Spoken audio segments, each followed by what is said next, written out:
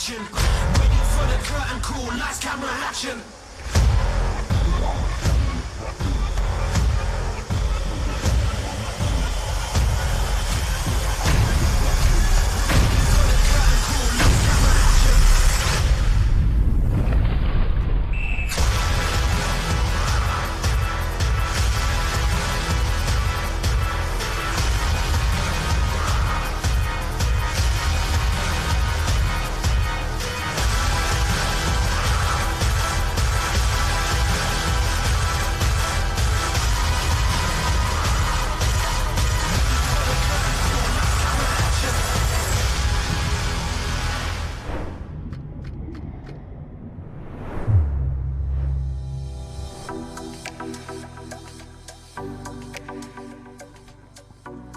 Hello and welcome to Kurrawa Beach on the Gold Coast of Australia for the 2024 Lifesaving World Championships. It's the final day of national teams competition. We've had 4 huge days so far and we are going to decide a national teams world champion right here this afternoon.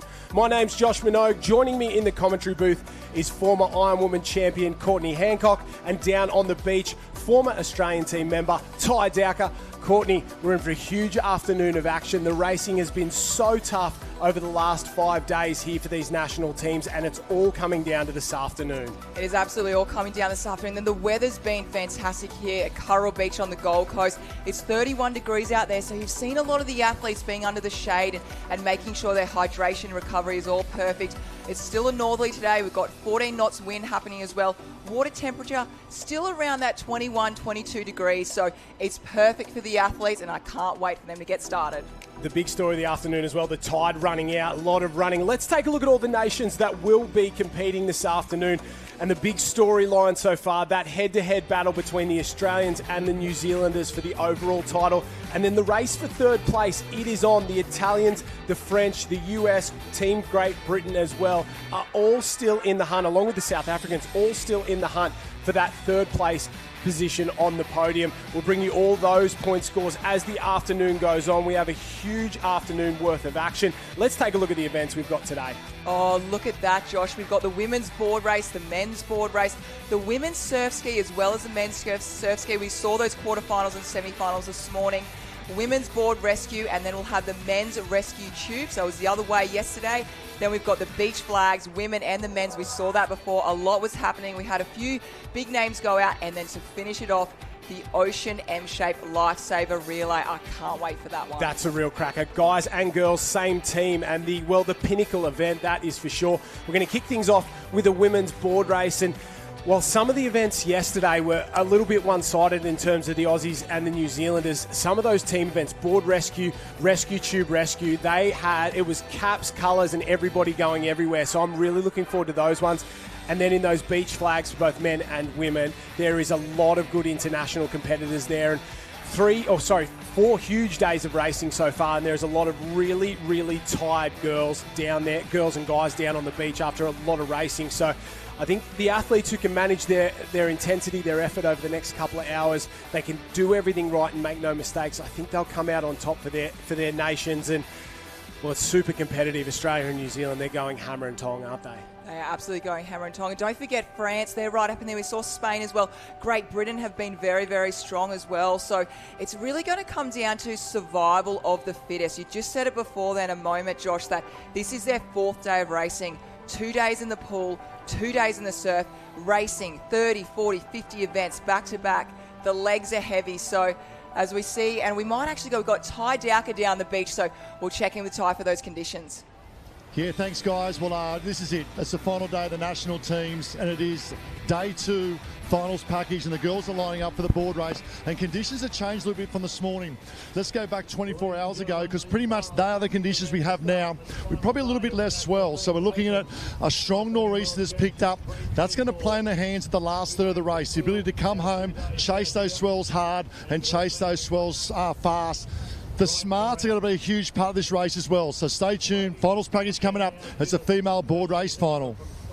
Thanks for that, Ty, and I'll run us through the start list here for that women's board race final. From Spain, Judah Zifra, Elise Dorignon from France, April O'Gorman from the US, Molly Shivnan from New Zealand, Naomi Scott of Australia, Sarah Tazaki of Japan, Holly Main of the US, Nazakawa from Japan, Hockley from South Africa, Corrin of New Zealand, Roodhouse from GB, Rigatti of Italy, McCloy of GB, Tice of France, Dion of Canada, and Lana Rogers out on the edge there from Australia. But it's in the centre, the other Australian there. It looks like Naomi Scott, who's got off to the best possible start. She is absolutely flying in the middle. Then down on that left-hand side from New Zealand on the pink board, that's Olivia Corrin, the Aussie on the pink board outside her. That's Lana Rogers. The cream really rising to the top at the moment.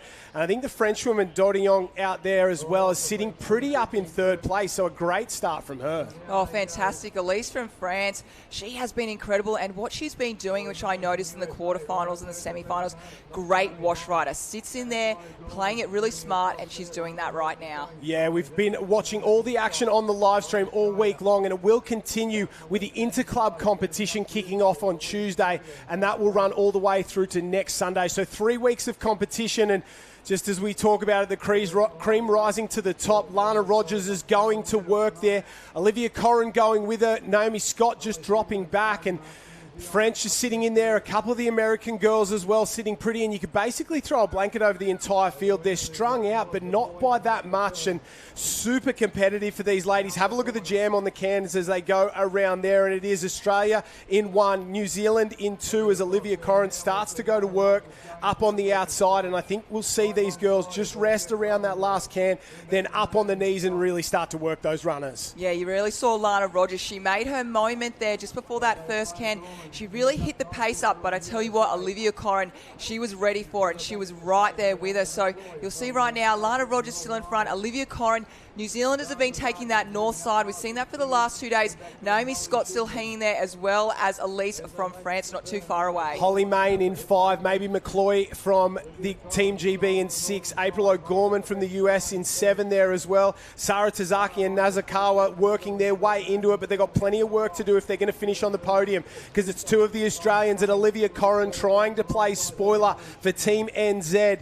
Closest on the right-hand side, that's Scott. In the centre, Lana Rogers. She had so much success yesterday winning the Ocean Woman title. Corrin seemed like the bridesmaid. She was ultra competitive, but just couldn't manage to knock off the 2 Australians. Dodion just behind them. She spent a lot of time out here in Australia training on the Gold Coast, and she's a very, very good athlete there. Holly Mains worked her way up into 5th place ahead of Shivnan and a couple more of the French girls there. The Team GB working their way into it, and so is Jules from Spain on her stomach, really starting to wind up. This race is going to get really interesting really quickly, because there's a little lump for our leader, Lana Rogers. There is, as well as Naomi Scott on the southern side. She's just really waited for her time, rested a little bit, but be careful of Olivia Corrin. She's very good at the end, and Olivia Corrin, as I said, it's going to be Olivia Corrin, Lana Rogers, Naomi Scott. Sprint finish there. There's a couple of potholes. Rogers goes down. Naomi Scott maybe too far away. The Kiwis are down on the point score. They need a big win. Corrin goes. Corrin gets it done. Celebrates there. Naomi Scott finishes second, and after leading basically from the first can,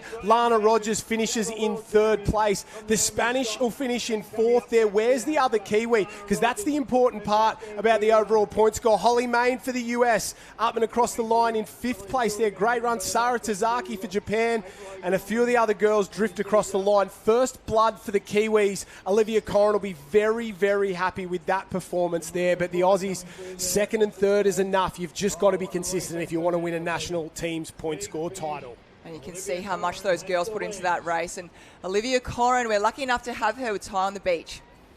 Yeah, we'll talk about the Black Fins. It's the final day of the national teams, and that one meant a lot, didn't I? Can tell by the smile and the celebration coming across the line there, Liv. Oh man, it means so much to me. It means so much to win an individual title, but in the end it's about trying to be the best team on top, so I'm just glad I can contribute all those points to the Black Fins. Finals day yesterday, the Black Fins really stepped up come part 2, like in the afternoon session. A great one for the team, but I love the tactics of your race. You decide, obviously, that northeaster to head a little bit back to the north and to pay dividends for you. Oh yeah, definitely. And this wind's been tricky all weekend. I knew I just had to cut in slightly, but not too far on the way back in to get the best runs back to the beach. And the sprint up the beach, you could catch the same wave of training mates as well. You know, Rogers there and Scotty as well. You look across. When did you know I had this? Oh, not until I crossed that line. Those girls are bloody quick across the sand, and I knew there were a few potholes down there, so I just need to make sure my timing is perfect and get off. Let's talk about the Black Finns. Great team, obviously representing your home nation of New Zealand as well. It's pretty special, isn't it, to be here on the big stage? Oh, I absolutely love representing New Zealand. Although I live here on the Gold Coast now, I don't forget where I'm from. I'm always privileged to have the black cap and the fern on my head. Do you want to have a shout out to your home club back in New Zealand as well, watching us on YouTube and SBS Demand? Thank you for all the support. Back home at Midway Surf Club, amazing small little community in Gisborne. I absolutely love you guys. Thank you so much. And we love what you do as well, Liv Corin. There you go, our board champion for national team. She's up and about. Look out for the rest of the day as well. Well done. Thank you so much. She is the golden girl of Gizzy, that is for sure. We'll take a look at the replay. She finished second in this event 2 years ago at the World Championships behind Harriet Brown. She goes one better today. Incredibly, Naomi Scott finishes third. She steps up as well. So a great performance from both those ladies, ultra consistent. You can see Scott there, got the best of the start, but it was Lana Rogers all the way round. She really battled hard in this board race to lead and do everything right, but you'd know better than anyone, Courtney. Sometimes in surf sports, doing everything right just isn't enough. Yeah, that's all you can do. You've got to put yourself out in front, which Lana Rogers did, and you can see her cooling out of gold training doing very well. It was a long board race, so really at the end, there was no way she was slowing down. I like what Naomi Scott did. She kind of rested in the middle here, but just this moment on this replay, there she goes down. That was a pivotal moment where Olivia Corrin came through. But I have to say, Olivia Corrin's board paddling and her board races, she's really been able to execute the last 10, 15 metres of her race, and she's really been going back to back and winning almost every board race at the moment. Yeah, she's been one of the most improving athletes in the sport without a shadow of a doubt. She went from very good to top tier to almost unbeatable every time she put her foot on the line. So that's a look at the overall results there. It was the Kiwis ahead of the two Aussies, and we're now into the men's board race final.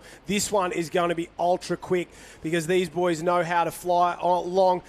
We'll run you through the field. Uno from Japan, LeBron from France, Phillips of GB, Noah Lombard from South Africa, Male from France, Corey Taylor, New Zealand, Wolkoff, Germany, Dean, Canada, Brian Murphy of the US, Zach Morris, the Australian board champion, Robert Whittaker of Team GB, Joe Collins, Corey Fletcher of Australia, Tom O'Neill of the US, Azawa from Japan, and Koitsa from South Africa. Off and away. Very, very good start from the French boys there. They got off to an absolute flyer. He's leading out in front of Corey Taylor, who looks like he's just struggled ever so slightly in the centre of the field.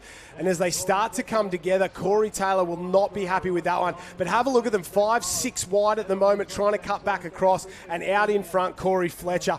Bang, best start in the business. He has gone off like he's been shot out of a gun. Oh, you saw on that angle before, from that view from behind, you just saw Corey Fletcher, his reaction time, he wants this, he is out and happening. Zach Morris was with him, but the one thing, he went down a pothole and slammed down pretty hard, so he just missed a couple of metres there, but they both really charged through that next wave, and wow, they're out in front. The Aussies 1 and 2, they're exactly where they want to be. Yeah, sitting pretty at the moment. Joe Collins of New Zealand works his way up into third place. There you can see a couple of French caps not too far away. On the left-hand side, Corey Taylor trying to go to work. The Japanese competitor, Azawa, there on the inside. There's going to be a jam at the cans here behind fourth place. As you see, 4 guys come together, 5, 6, 7, and they've really slowed each other down there, and it's just given the two Aussies, Joey Collins and maybe Tissa of France, the advantage as he turns the can now. But we saw that last one. Everything was decided on the way home. Lana Rogers led and ended up in third place. Corey Fletcher's led this one, and what's going to happen?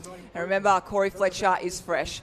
Zach Morris, well, as fresh as they can be after 4 days of racing. Joe Collins has been out in the sun, made it all the way through that top 16 for the beach flags. So this will be that moment. We'll see how much he's got in the legs. But for me, with New Zealand, it's Corey Taylor right now. Where is he and how much can he catch up? He was 5th around that can. He might have worked his way up into 4th. It's not going to be enough because the Aussies are really starting to drive it home. Corey Fletcher, I would say the best board paddler in the sport right now. Joe Collins on the far left-hand side is taking a much different line to the Aussies. His teammate Corey Taylor taking that more direct line, and he's chasing the Frenchman there, trying to end up on the podium. Every place counts, every race counts for that overall national team title. Australia are the defending champions. New Zealand won the 2 titles before that. It's been a back and forth fourth ding-dong battle all weekend long. Corey Fletcher, I know he's battling a little bit of an injury as well. He's got a knee issue, but he's just decided to put it aside and forget about pain for this entire board race. He's found a little runner, and if he gets over the top, this could be enough. Oh, he just had the perfect race, perfect start. Look at that, he's up, and he doesn't have to stress himself too much. And as we saw Lana Rogers go down on one of those potholes, he is the best sprinter out there. He would have been tough to beat in a sprint finish. No sprint finish for Corey Fletcher. He's happy about it. And this weekend, second and third, we've got Joe Collins and Zach Morris going head-to-head again. Oh, it's going to be important. They dip for the line there. Zach Morris looks happy with that. I think he thinks he got second, so smiles all round for the Aussies. A Quinella there. Corey Taylor has done a fantastic job to battle his way out of the muck there and get himself into fourth place, and really, really good important points. We saw Robbie Whittaker come across before. That's Phillips, his teammate from Team GB there. So good results for the British as well as they cross the line. And you can see how much they fight it out for every single place. 20 points for first, all the way down for 1 point for last in that final. And every single one of those places counts. Wolkoff of Germany crosses the line there. Brian Murphy across as well. A great performance. Our Canadian friend in there, Dean, he's done a great job. The Canadians have been good all weekend long, and Ty Dowker is on the beach with our winner. Yeah, down the beach, and I can tell you one thing, the Australians are making plenty of noise right over here for this man, Corey Fletcher. I call him Wheels Fletcher. Mate, that means pretty special, that board race.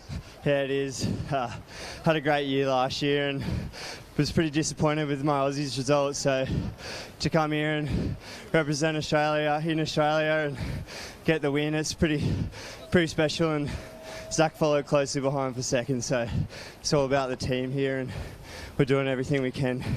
Let's talk about the team and being a part of the Aussie Cup. You know, the tradition of lifesaving, you know, on the golden beaches here of Australia as well. You grew up in Coocoobana down there in New South Wales. You've made the move to Queensland, obviously on the Michael King in the Kingdom there. It's a long journey, mate, but you're doing a great job on the Cup, but it's pretty special to represent Australia.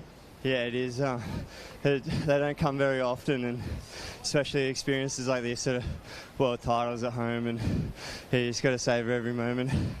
Love the start of that race. You decide to stay on your feet a little bit longer than everyone else, but then you had to jump off to these conditions. Now, obviously that shore break's pretty tricky, but it's all one coming home with that wind swell and chasing the chop. Yeah, honestly, I didn't even really look back. I knew I had a great start, and I could see people were going down to the left and right of me, and I just knew I had to execute my own race properly, and I feel like I did that and got around clean around the cans and didn't look back coming home and just had to bring it home. Didn't look back coming home. 1 from 1 from the board ski coming up. Can we make it 2 from 2? Let's hope so. We'll go for a quick warm down and get ready for the next one. Well, there you have it, guys. Corey Fletcher, he's up and about and he is flying. Back to you guys. Flying is an understatement, Ty, that is for sure. Let's take a look at the start. The Aussie boys in the middle were very, very quick. That's Zach Morris there on the left and Corey Fletcher on the right. You can see this is the moment. Oh, Morris just went down and opened it up for Fletcher. Good skills to go up and over that one. And when you give him an inch, he takes a mile, and you can't let him get away on the board. He's lightning quick, and you love to see it.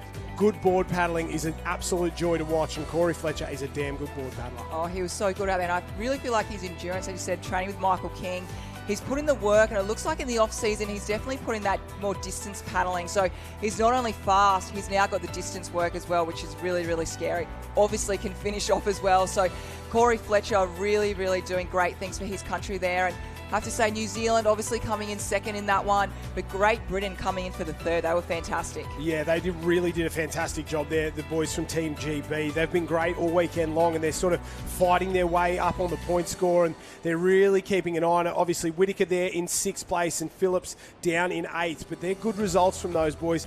Tizamail from France, he's been out here for a while and trained with the Aussies and spent some time at Northcliffe, so no surprise there. The Frenchies are doing such a fantastic job here in these board races. Lombard from South Africa, watch for him in the ski race coming up as well. Very, very quick on the ski, so not a lot of turnaround for these guys and girls. They'll go straight from the board race to the ski race. They'll have a little bit of time with the board rescues there with A and B finals. Then we'll head up to Rescue Tube Rescue. The beach flags competition will come back down for that open mixed Ocean M Lifesaver relay. That is a great one. Guys and girls, every leg. You love to see it. Let's take a look at the start list for the women's ski race.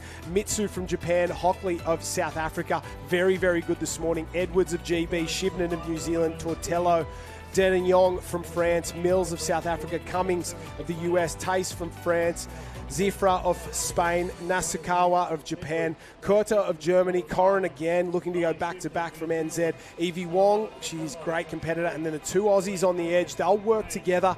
Evie Wong's quick, Olivia Corin's quick. Ty down on the beach. This is going to be an absolute cracker. Yeah, thanks, guys. I think the big thing down here now is that nor'easter's got up. And what that's going to do is the flat water specialists are going to be challenged a little bit more here as they get together. So I expect to see the dominance of those that have spent time in the ocean in wind swell to come to the fore. So it's a bit of a challenge for Evie Wong from that of Great Britain. But we saw this morning the power to weight ratio of this young lady is second to none. She's positioned right next to that of Lana Rogers, in between Lana Rogers and Olivia Corin. And she can get out clean through the shore break. Look out for Great Britain. Also the young lady from Spain. That's Judith Burgess. She's second to semi-final. Looks good, look focused, looks ready to go. Yeah, that's for sure. She was fantastic this morning in those heats. You're not wrong there at all, Ty. That far right-hand side, as we look at it now, will be very, very quick, or the left hand as we look at it from this shot. And then the other end of the field, they'll have some speed as well. Hockley from South Africa and Edwards from Team GB, along with Molly Shibnan there. So expect the outsides to really go, Courtney, and come across. You've done this before. What's the key to getting off cleanly and quickly in a ski start? Yeah, we see that Karawa. We see even now looking on the screen right now, you see the waves. They're not evenly spread. They're a little bit all over the place. So it's really focusing on where your ski and what wave you're going to hit. Obviously, the officials will do their best to try and keep it even, but it's a little bit different. It'll be interesting whether any of the girls actually do a bit of bunny hopping and grab on their ski. Sometimes that can be a little bit quicker, but at the moment, the girls just settling in, getting ready, making sure you've got enough distance as well from the person next to you. So I think what we're going to see, obviously we're going to see a lot of speed from that southern side, which Naomi Scott, she's going to have that draw on the inside there, and you know that Lana Rogers, she's not going to cut her off, she's not going to cut her teammate off, so Lana's going to probably provide a lot of room through from Evie and also Liv coming through there. So you can just see right now, Lana Rogers, she's just kind of pushing the rest of the girls over there, and she'll definitely be like a shield for Naomi Scott. If they can get around there on the inside, they're going to look very good for the way home. Yeah, that's exactly right. They'll try and work together, and they'll really... Well, it's teams racing here. Although it's an individual event, they're racing for Australia. They want the most points they can. Same with the Kiwis, same with Team GB. That's the other end of the line there. That's Hockley of South Africa next to her. Rosie Edwards of Team GB. One of the most positive people on the beach, Rosie Edwards. She was an absolute joy to have a chat with this morning, and she's stoked to be out here. She said this is her main event. She's pretty pumped to get into this one, and she said she's really going to try and light it up in the final. Tortello from Italy, Donnie Yong straight off that board race, fourth in that one. Mills from South Africa. The South Africans, such a strong history in ski paddling. They're some of the best in the world. Kelsey Cummings was good today from the US as well in those earlier heats.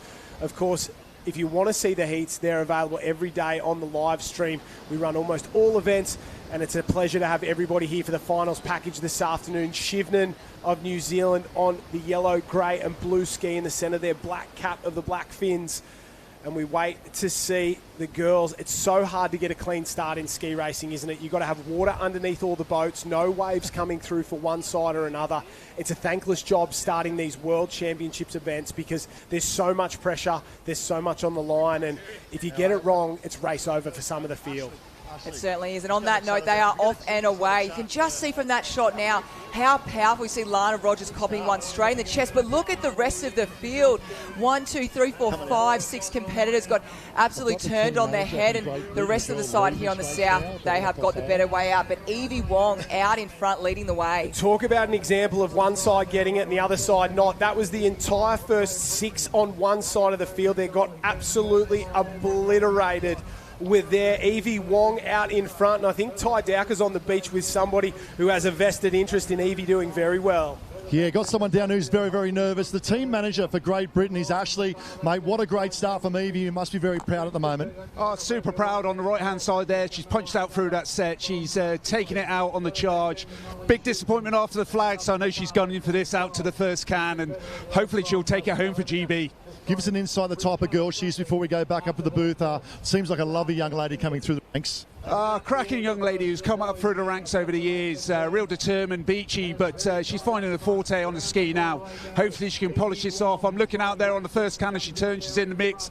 Hey, GB's going to take this all the way. All right, best of luck. Back to you guys. Thanks, Ash. I love the confidence. She's not in the mix. She's in front as she goes around. In one, Team GB, Evie Wong, not too far behind Tace from France there. Naomi Scott just coming up into picture, and Zifra from Spain. Where are the other girls? Where are the Kiwis? Where are the other ones from South Africa as well? That second half of the field got absolutely obliterated.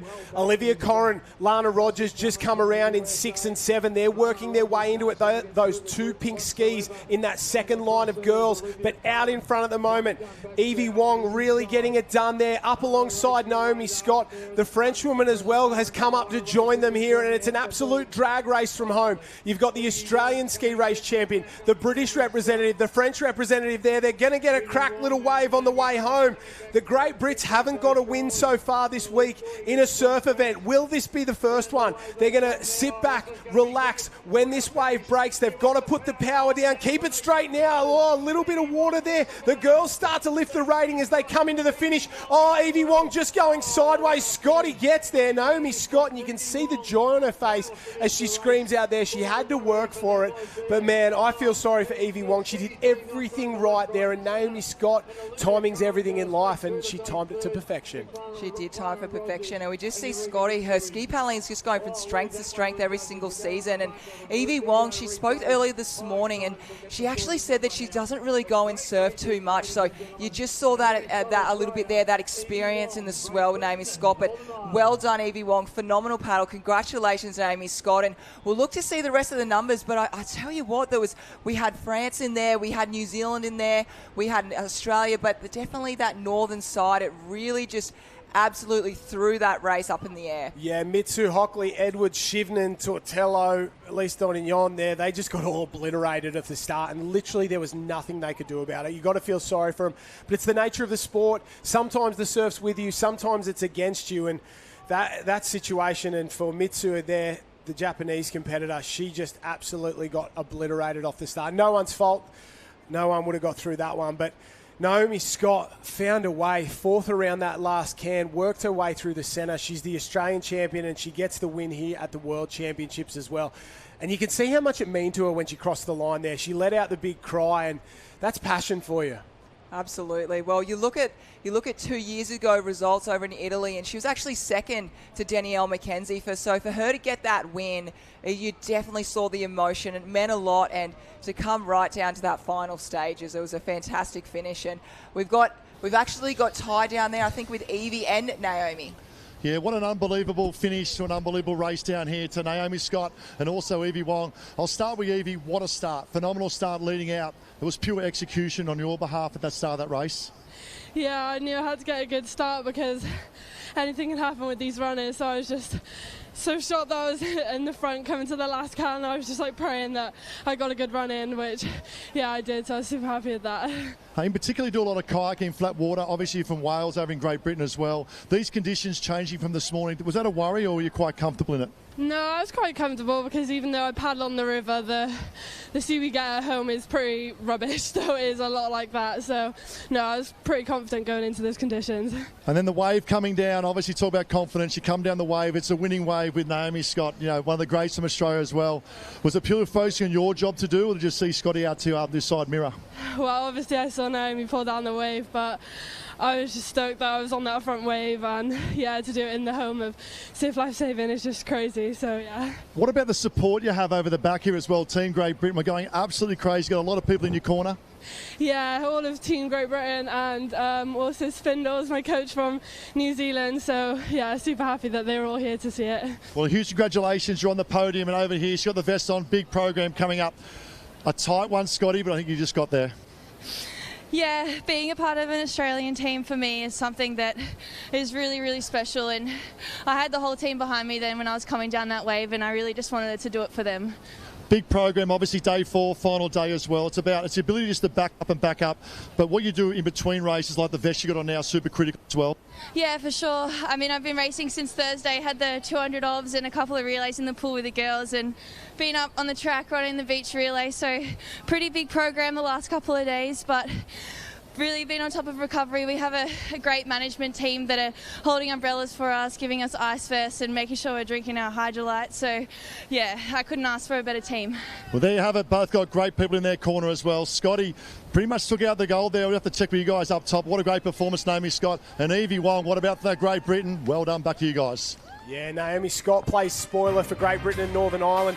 Let's have a look at the start here. The starter, hands up, off and away. We kind of caught that half, but as this wave comes through, watch the other side. Boom! Absolutely obliterated. 5 girls off their skis, and it's literally just from where they were on the start line. It's a random draw, and sometimes you're just unlucky in the surf. Evie Wong, that's her on that yellow race 1 ski out in front, doing a fantastic job there. And have a look at Naomi Scott just looping up on the inside there, ducks in around there, shortest line around the can. She comes up alongside of there, and at this point, Evie Wong would have been worried without a shadow of a doubt. When you've got a champion like Naomi Scott there, you know you've got to be at your absolute best. She did almost everything right, and she trains out of Wales, spent a bit of time in New Zealand, has done a fantastic job, but it just wasn't enough. Scott put the power down, gets across there, and have a look at the celebration when she knows she's got that 1-1. Big shout there. She loves it, and that's how much it means to Naomi Scott to wear the green and gold. Yeah, she did the perfect race out there. She just waited to really get that last shot right at the end there. So maybe a little bit more energy at the end, but yeah, absolutely phenomenal. And we'll have the men's watching on. They would have obviously seen that start that those girls obviously on the northern side got absolutely launched. So they're going to make sure they're really ready to go. And you might even see a few hands up in the air, but we'll just have a look and we'll run through a little bit of the start list here. So obviously we've got Kreiser from South Africa there, Shifton from Switzerland, Lebron from France there as well, and United States. We've got Tessa from France. He's been up there right from the start.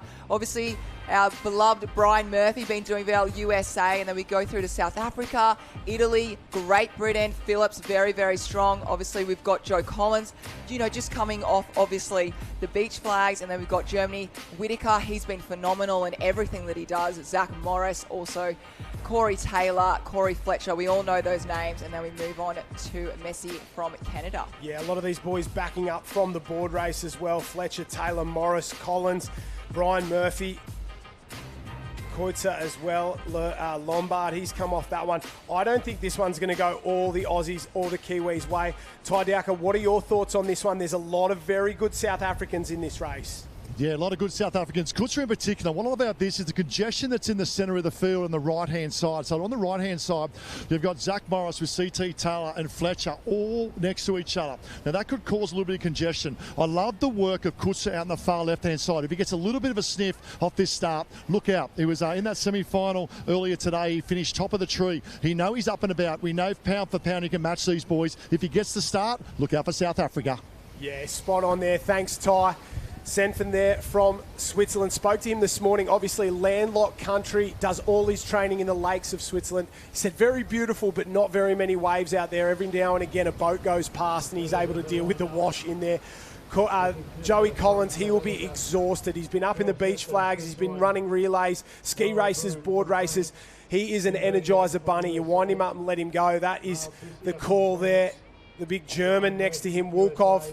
Bobby Knuckles, Robert Whitaker of Team GB. That's that blue cap with the flag on top of it there of Great Britain. And there's a few of the boys once again down one side of this start list. And, well, it can be good because your rivals are around you. But if what happens in the last race happens here and that side gets cleaned up, it could be a real upset here. Another man I like from the USA, Tim Berdiak. He's big, strong lad. He's been here a long time. He's the second oldest man in the US team. And he's got some experience here. He's a large lad, 4 in from the left-hand side of this field. That red, white, and blue cap with the stars as well. So it'll be interesting to see what happens here. The boys are fired up and they're just waiting to get the start. That's Koitza on the far left-hand edge there. He's been good, but I think Noah Lombard, who spent a summer out here on the Gold Coast doing some training with the Northcliffe Club, He's a very good paddler. He's a very good athlete. And every time one of these paddlers put their hand up, that's a signal to the starter that I'm not ready, I'm not comfortable. There may not be water underneath their boat. There may be a little wave coming. They may be getting pushed from the left and the right. And boys play games a little bit. They'll put their hand up, wait till they're ready. They'll yell, they'll argue. They get a bit. There might be handbags at 5 paces out there. They're very precious, but they want to get off to a cracker because after that last race, you can see what happens when they get it wrong. You definitely see the nerves about. The nerves are all gone now, so that looked like a very clean start. We saw Zach Morris. He's actually quite slow getting his bum into the seat there, but he'll be able to have to do a lot of work, I think, Josh. Team GB on fire. Phillips has gone off like he's been shot out of a gun. Robert Whittaker, he's gone off well as well, but it's Phillips in 1, Joey Collins in 2. Corey Fletcher on the yellow comes across. Rob Whittaker there, the blue and red cap on the grey and orange ski, with Noah Lombard in 4 and 5. But have a look at Phillips. They told me at the start of the week he was a ski specialist. He had to do a couple of other events because of injury, but he said, I'm here for the ski race, and he is making every post a winner. And I don't know what they're putting in the water in Team GB, but they're ski paddling better than I've ever seen them ski paddle before. Unbelievable. They led the women's final. They're leading the men's final, but there is a long, long way to go. Phillips in 1, Collins in 2, Fletcher in 3, Lombard from South Africa in 4 as they turn the first can. Well, he's let the blonde curls blow behind him in the wind because he's certainly flying along there. But yeah, they certainly is something in the water, and their ski program is obviously very, very successful because we've had them both men's and women's out in front. Joe Collins might be stinging a little bit, but he's sat himself in there and just washed road, so he's going to come in on that inside. We've seen Joe Collins very light and fast across those runners. Corey Fletcher starting to make his move right now. Yeah, still out in front, Phillips. The blue ski is Collins, the yellow ski is Fletcher. Then Lombard on the white with the pink nose. Corey Taylor into 5th place on his own. Zach Morris not far behind him. Robbie Whittaker and Wolkov of Germany. Don't count him out. If there's a little wave, we could have 8 on the lead wave here in a sprint for home. Phillips is going. Hang on, son. You've done everything right, and there's a wave out the back. The Aussie's going to get down it. So's the South African. The Kiwis there as well. Whoever gets the best run out of this one might end up winning it because it's not breaking perfectly across. There's 4 on the way behind. Don't look around, Phillips. Keep going, son. Keep paddling. He's on a little lump out on his own. No, I think he's going to be joined. Can he hang in there? Hold on, hold on. The South African comes for him. The South African's gone to the front either end. Collins at the top, Lombard at the bottom. I think it's a win for South Africa. And Phillips, he led with 5 metres to go, and he's ended up in 6th place. That is how brutal surf sports can be. But Lombard, what a win for the South Africans. We said they were good, and he has delivered.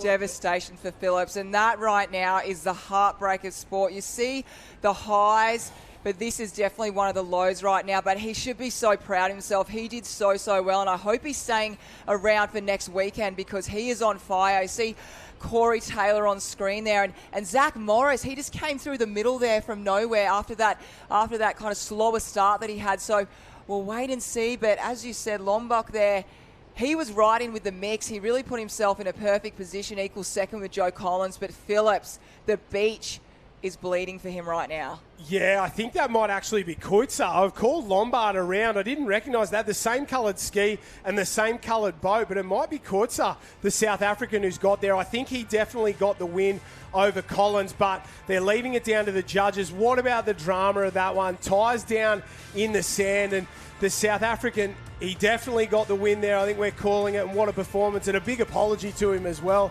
We thought it was Lombard. They got the same coloured cap, the same coloured ski, but what a paddle from the team. Ty, are you with our winner? Yeah, we're down here on the beach, guys, and they're still undecided. Matty's confident, cuts up mate from the South African. Joey's not sure. He says, mate, I think you might have got me. It's unknown at the moment, but what a performance. You started the top end, the northern end. I actually said before the race, if you get clean water, you are a big shot. You look very good in the semi-final. Going around the cans, coming home. How was you feeling out the last little third? I didn't have the greatest start. It's not what I wanted. I was just hanging on the half diamonds there. But I turned the can, gave it my all. I don't know who won. Maybe it was Joe, maybe it was me. I can't say. Let's go paper, scissors, rock, I reckon. Joey, from your angle, what do you reckon, mate? Who got it? Did you get there for the black fins, or did the South Africans get up? Look, I wanted to finish up on that top side. I knew it was going to be fast on the bottom side, but I had a little stumble in there, nearly fell out of my ski, and I think he got me, but we'll have a look. Excited to see the video. Well, let's bring this man as well, Piran Phillips. Mate, my heart. He just said that. Joey just said he led the whole way as well. What a performance. Mate, I'll follow your journey. If you're not on his social media, I'll tell you now, jump on it. He's a poster boy of the Great Britain team as well, but so close, mate. But I tell you what a performance. You must be very proud. Yeah, pretty much went 99% right, and that 1% is surf life saving, and that's why we love it, and that's the sport. Yeah, that 1%'s called the surf in the ocean. But more important, Tommy Tribblecock, mate. I know he injured himself, a part of your team as well. That would have meant a lot for Tommy there. The T for Tommy there as well. Want to have a shot out to Tommy? Yeah, what a legend. All us boys in the GB team, we're such a tight group. We've had group chats going since Riccione 2 years ago to build to this moment. I think we've pushed each other all the way, and I think you see that. I think with my paddle, Bob's iron, we would have seen it in Tom's surf race yesterday, but he just didn't get the chance, and we've seen it with the boys in the pool. The boys as well, but Evie Wong as well, mate. There's something in the water over there in Great Britain, is there, in terms of surf ski paddling, ocean ski paddling, also swimming? Yeah, you don't make them like the British. We deal with the cold, we deal with wind, deal with everything. We just get on with it, and yeah, we're here now to prove how good we are, and we will be for all the worlds to come. Obviously, you didn't get the chocolates today, but more importantly, the confidence you would have got out of this race today, leading up to next week in the club as well. It's a big confidence booster for next week. Yeah, I'm staying on in Australia till past April, joining the North Burley crew. So Portreath have helped me all the way, my club back home, but now joining up with North Burley, give this shot to the interclubs next week, and I'll be here to race all year and try and take some ski titles. Mate, awesome job. Love the confidence as well. Congratulations. Wait for the result to come through for the top three. We'll just head back over this way if we can. And we've still got the South African over here. Joey's just headed off. They're actually gone to the camera to check it as well. Well, let's talk about ocean ski racing. Let's go back to youth as well. One of the young men won only a matter of a couple of days ago. But the history, the rich history in ski paddling in South Africa, great history, and it's been up and about for many, many years. Yeah, I mean, defending champion is Mark Keeling. Before him was Nick Nodden. I knew getting selected to this team, my main job was to win this race, and yeah, I'm not sure if I did it or not, but hopefully I made them proud. I don't know if you guys have seen the camera up there for the replay, but I'll head back up to you guys. But it's a proud moment of South Africa. Whether it's first or second, Joey Collins here as well. I might just try and hook into you there, Josh, if you've got an update to who got the chocolates in that one. I'm just guessing as well, Ty, but I think the South African got there, and send him my apologies. We called him Lombard the whole way round, and he got the job done. We'll take a look at the replay that comes across the screen. They got off to an absolute cracker. Anyone who can start faster than Joey Collins is quick in my book, and he absolutely flew a full ski length better than the field there. He was flying along at the moment. And Ty, can you ask him what he was thinking when he got out in front and there was no one around him?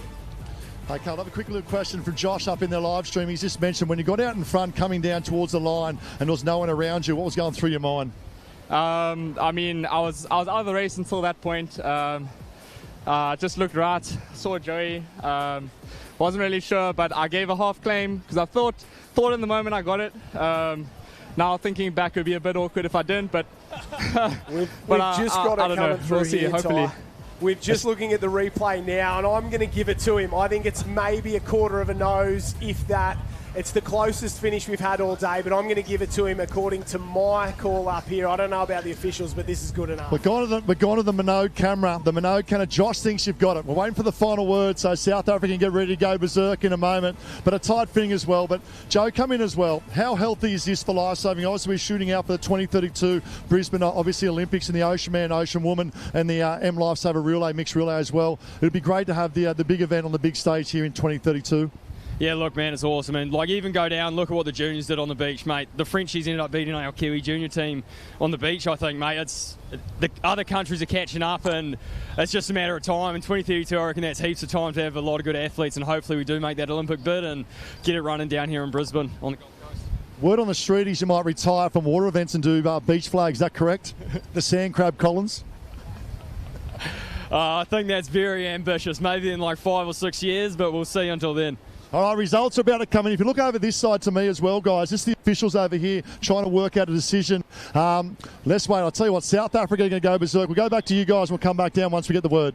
Yeah, thank you very, very much there. By my call, and I wouldn't exactly take it. I think it's South Africa from New Zealand. Australia get 3 and maybe 4 as well. But Piran Phillips, you've got to feel sorry for him. Leads the entire way around that one. And just doesn't get it done. That's how brutal surf sports can be. Yeah, he mentioned that. He said that's why we love it. A brilliant interview at the end there. He's very humble, great sportsmanship. He said he'll be hanging around competing for North Burleigh, and he's going to stay around and wants to take some ski titles. So he's ready to take them off the Australians, and I love the confidence, and I love the way he goes about it. And up next, we'll have a look at on the screen. So we've got the Open Women's Board Rescue Race. So Hong Kong, been Ching and Yang there. We've also got the Czech team.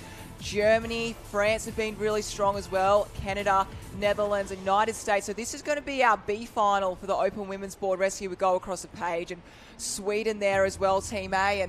And then after we get through the B final, we'll go to the A final. So the girls board rescue, they've got a tough course ahead of them, don't they? I said this to you before. This is one of the events where I really think we can see some upsets. It all depends on the lane, the way the race works. If you're tuning in for the first time, swimmer goes out to the can, puts their hand in the air. That signals the board paddler to go out. They both jump on the board, paddle home. They have to cross the line with the board together.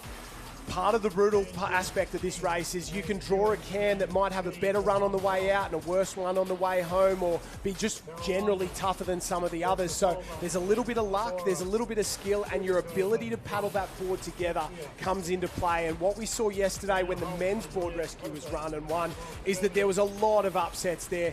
That some of the teams that I would have thought would have been a certainty to win or end up on the podium, they were last, second last, because they just didn't have the races they were supposed to have. And this is a tough event to win. You've done it before so many times, Courtney Hancock. What makes a board rescue team special? Oh, it's special. It's having that partner, that special partner. Don't let them go. You've got them for life. So you've got that really good bond. You almost imprint on each other. But we'll get back to that B Women's Board Rescue Final, because we're going to go to the Beachwood tie, because we have those results we've all been waiting for.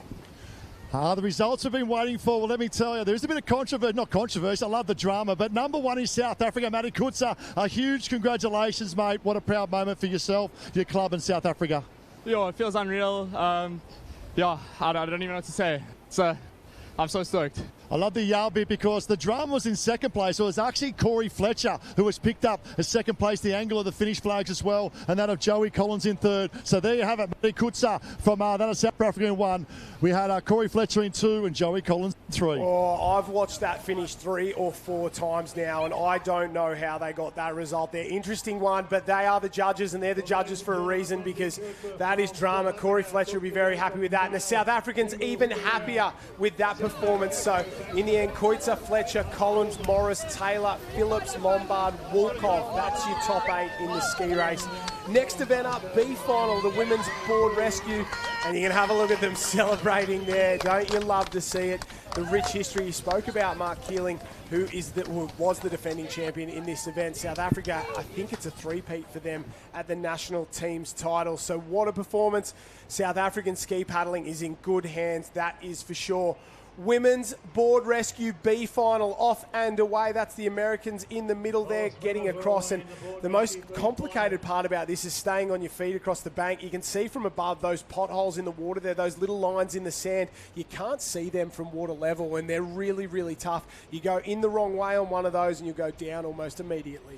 And I'm going to say something really complicated now. The best way to go across potholes is not to think about them. Okay. Pretend they're not there, because if you hesitate, they will win you over. So potholes, you've got to make sure you absolutely charge.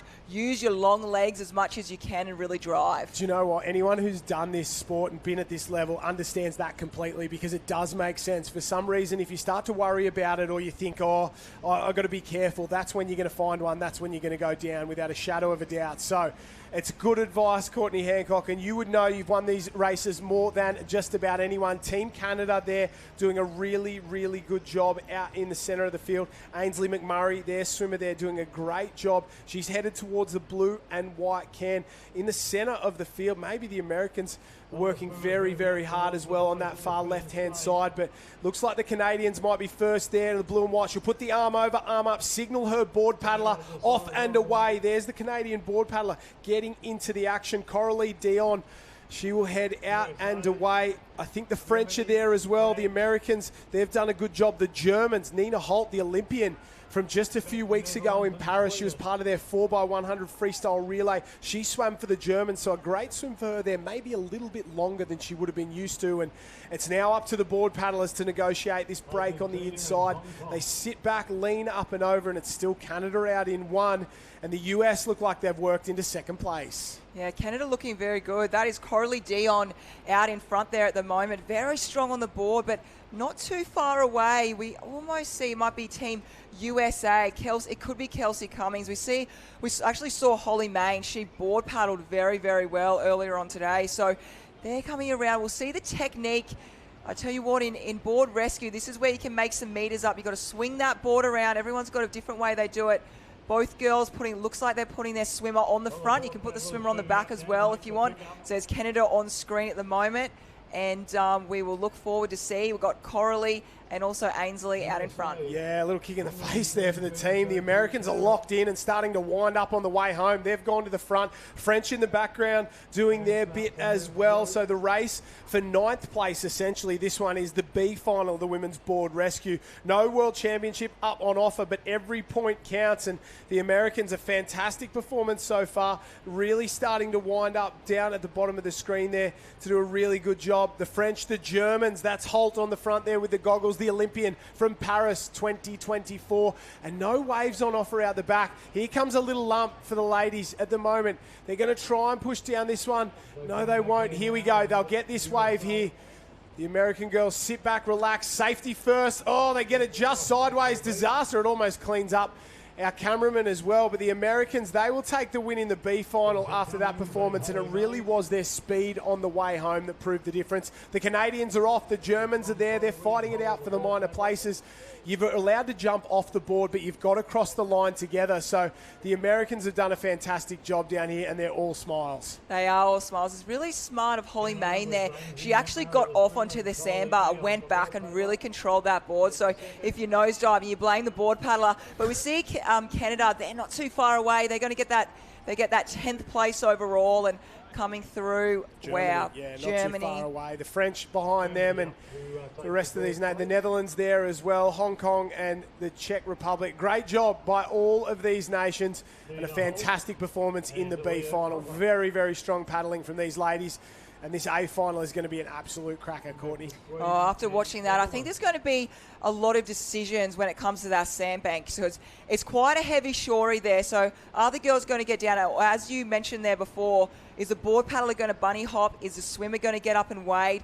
Or are they going to paddle together, as we see on screen the team right now? So there's a lot of decisions to make, and I think it's going to be the waves are really tricky to hold together. So the board paddler is really going to have to anchor down and really hold it in. But I really think that sandbar, potholes, it's all going to play a really big part. And all those teams would have been watching this race and sort of trying to take a little bit of information from it, talking to their coaches, making sure that they can learn as best they can, because information's power, and especially when it comes to board rescue, there is so much dependent on which can you draw, which lane you get before the start. And if you make a mistake, it's almost race over. This one is so short and sharp, and there's so much firepower to it.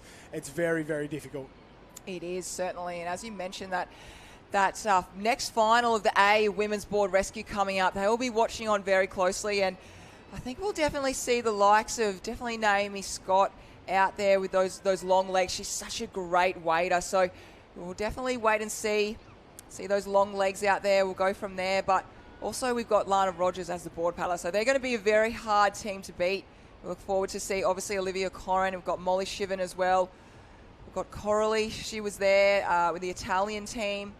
So it's some good names out there. Yeah, it's going to be tough here. A couple of these girls backing up. This will be their third race in as many runs. We'll take a look at the start list. The Australians on the far end in 1, Ireland in 2, New Zealand in 3, Italy in 4, Japan in 5, Great Britain 6, South Africa and Spain closest to us on the screen. The girls are off and away there. The Aussies and the Kiwis at the top there. They've left the Irish team behind. You can see Naomi Scott pumping those arms. Japanese competitor in there really starting to go. Mitsui and Nazakawa for Japan firing up. That's the British swimmer there. Has a little look across, likes to see where she is. She's in front of the South African girl. And Ty Dowker, I think he's down on the beach with the winners from the B final. Yeah, it's all stars and stripes for the Bees. You've got Kelsey here, the swimmer, and Holly Main as well. And Kels, what about that? All the way from the USA. That's a proud one to win the B final. Oh, yeah, it's nice to take a win. A little bummed we missed the A final, but happy to get that done. Give us an insight to back home. Obviously, you're a part of the lifeguard services as well. Whereabouts are you from the US? And a shout out to your crew back at home. We're from LA County, so shout out to the Los Angeles County Lifeguards. I know they're cheering us on back home. And you and Holly both in the same club, or obviously with LA County together. Are you back at home as well? Yeah, same club back home, so we get to train together and race together. How good's that? Train together, race together. Holly Main, you obviously spends a bit of time over here at Burleigh as well, and I think got a boyfriend in Burleigh as well. Just quietly, we won't talk about that, but must make us so proud. One, to represent the Stars and Stripes, and then to do it with Kelsey as well. Yeah, it's super special. Kelsey and I have been doing this race for a while. We won it last year at U.S. Nationals, and then we won at U.S. Regionals this year as well for California. So, yeah, we've definitely got some good chemistry on the board out there. Great chemistry and a great little wave coming in as well. There you go, B final champions all the way from the USA. Well done, ladies. Thank you. The ladies on fire down there. They've done a great job. LA County, Baywatch. Don't we love to see it? The girls board paddlers are into the water, off and away. The Aussies and the Kiwis really going hard, 1 and 2. That's Australia in 1, New Zealand in 2 at the moment. Japan have worked their way up into 3rd place. Great Britain not far behind either. The bottom of the field, South Africa absolutely flying on the way out on that blue board there going.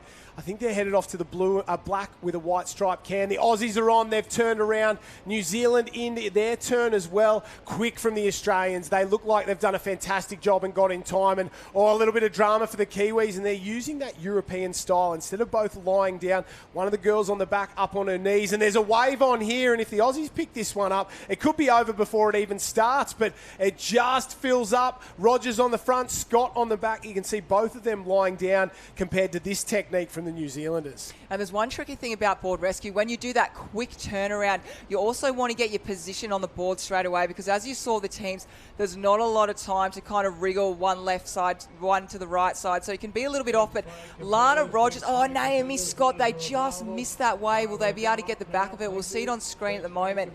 And they're up, and here we talked about so we've got Naomi Scott waiting, and we've got Lana Rogers bunny hopping. So they will do enough to take out this open women's board rescue final. The Aussies get it done once again. A big performance from these ladies. They've had a huge program over the last 2 days and no mistakes there. High fives all around. Enough time there.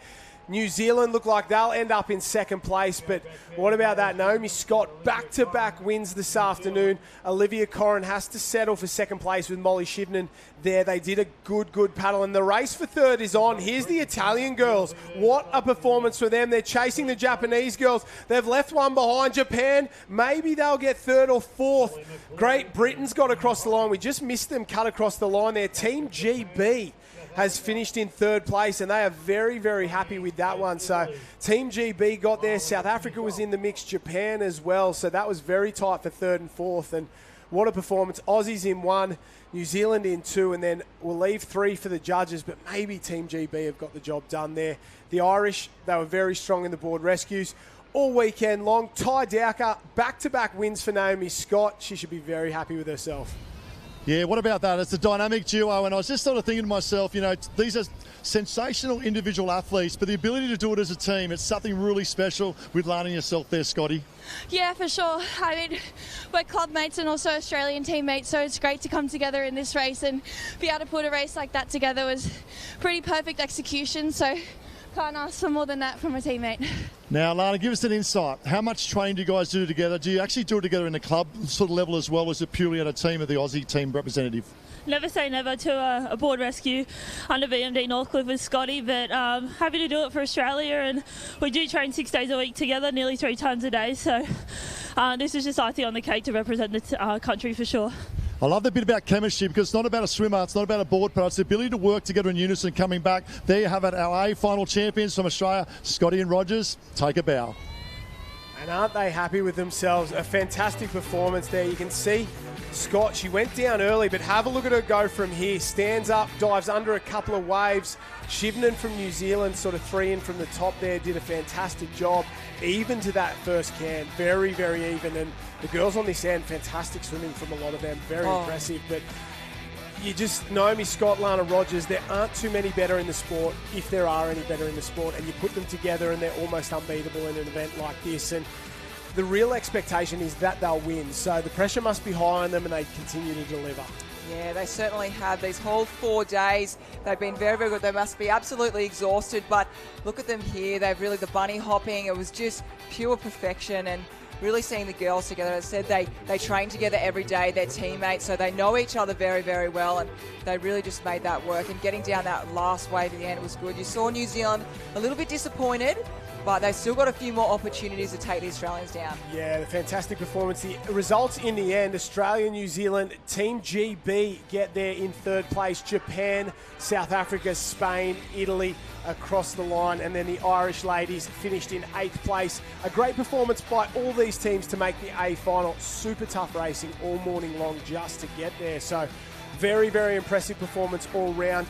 The Australians, well, when we talk overall point score, they just continue to stretch their lead. They had a little lead coming in to this afternoon's finals package, and that's just been stretched and stretched and stretched. But I think this event is one where maybe the Kiwis can claw a few points back, because in the women's side of things yesterday, we saw absolute chaos in the finish. There was teams going left, right and centre. For those of you who haven't watched the race, this is the B final. A swimmer goes out, arm over the can, just like we saw in the board rescue. But instead of a board paddler, it's a swimmer with a tube and a set of fins that will head out, clip up their swimmer, drag them back, and then a couple of the big boys will lift them up and carry them across the line. It is one of those events that, well, it's basically pure life-saving, and it's born out of what these athletes do when they lifeguard on the beach or they do life-saving on the beach. So it's something very, very different to what you'd normally see, and one of those events that you don't see at too many carnivals except for World Championships. It's the men's rescue tube rescue final. The teams are Sweden, the Czechs, Italy, Belgium, Hong Kong, Spain, Ireland, and the United States of America. That is the B final, the A final to come up after this one. Yeah, they're not too far away, and these men watch, racing now at the moment. They would have watched the girls in the board rescue and just had a look at seeing how far it is. It's really a run, swim, run for most of them. So they've got swimmer number one. They definitely picked the better one of the swimmers, because that second swimmer, they're the tower. So as you said before, Josh, taking out that tube and bringing the patient back in. So I love this event because it's really a representation of what we also do in surf sports, and we do rescue, and we are always on every time we're training. Most of the rescues actually happen when most of the athletes are training. So this is a really great one for our surf sports. Yeah, exactly right. Have a look at the Irish go. Absolutely flying there. They're 2 in from this bottom of the screen. The Americans down there. This is the Italian. He's over a little bit further up the field there on the other side. So he's going towards the green and white. We'll see him throw the arm over the can, but I think it's the Irish there. They are Ireland in 1, Spain in 2, Hong Kong there as well, America. They've done a fantastic job. The Italians are in and away as well in maybe 4th or 5th, so a great performance, but this is the lead at the moment. The Irish there on the left, the US of A on the right, the Spaniards not far behind them either, and this is what we were talking about. They'll wade out as far as they can, sit down, put the fins on. You've got to get them on nice and quick. Big, long, super fins, not like the little ones that you used to use at swimming lessons when you're a little kid. These are built for life-saving, and you can see how quick they start to swim once they get going. And this is 1st, 2nd, and 3rd in this B final at the moment, and maybe just a little bit offline for a couple of these swimmers.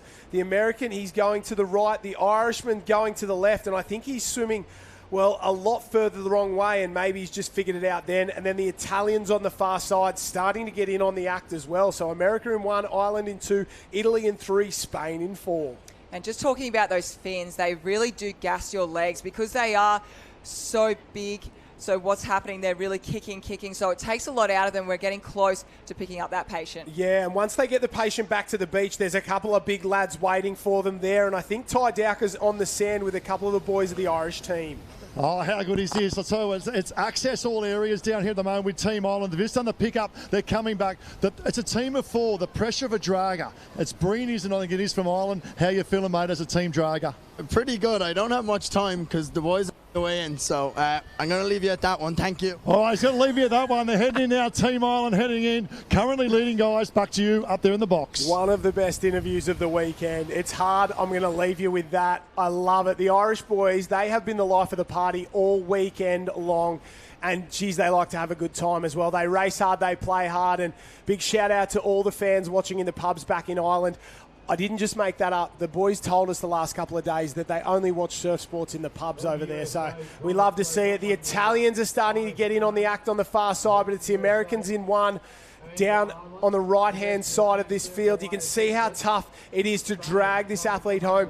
The athlete on the back being brought home, they're not allowed to use their arm. There's a little bit of kick allowed there, but nothing else. And you'll see at the bottom of the screen, they're the dragging boys we're talking about. They're sort of trying to signal to their athletes, come in here, come in here. They'll head all the way out, grab the patient from the swimmer and up and across the line. And this is one of the toughest things in surf sports. You can see he throws it over the shoulder. They've got the line. He starts to drag him. Berdiak and Murphy of the US there. He's just reefing him along. Don't worry about how it feels. Just get him in as quickly and as easily as possible. Brian Murphy, he's the original Mitch Buchanan from LA County there. He is the ultimate Baywatch, but he's got to get it done for the Americans. Oh, put him over your shoulders. Let's go, Tim Berdiak. Have a look at this. Tim Berdiak says, I can do it. The Italians are coming on the other side. It's a sprint finish. Oh, there's a dog in the road as well. It's all happening as they cross the line there.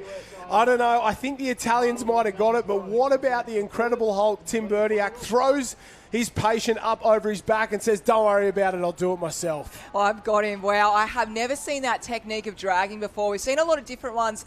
We had the pulling and then back over the shoulders, so we've seen at the moment, we've got all the patients over this stiff body, but we'll wait and see. That was really, really tight, so we'll have to wait for those official results. I don't even know if it's a technique, Courtney Hancock. I thought he said, oh, don't worry about it, I'll just do it myself, and he made it up on the spot, that is for sure. But what about that one?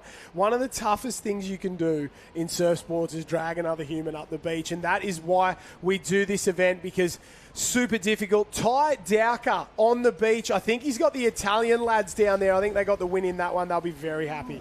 I tell you what, they dominated the pool events only a matter of days ago. We had a dog come on the course as well. We had the carry by where we spoke about the Hasselhoff of the USA as well. We still have our Italian swimmer getting his breath back, walking out the beach. But what a performance from the boys. Listen, first of all, how good in English? Good English?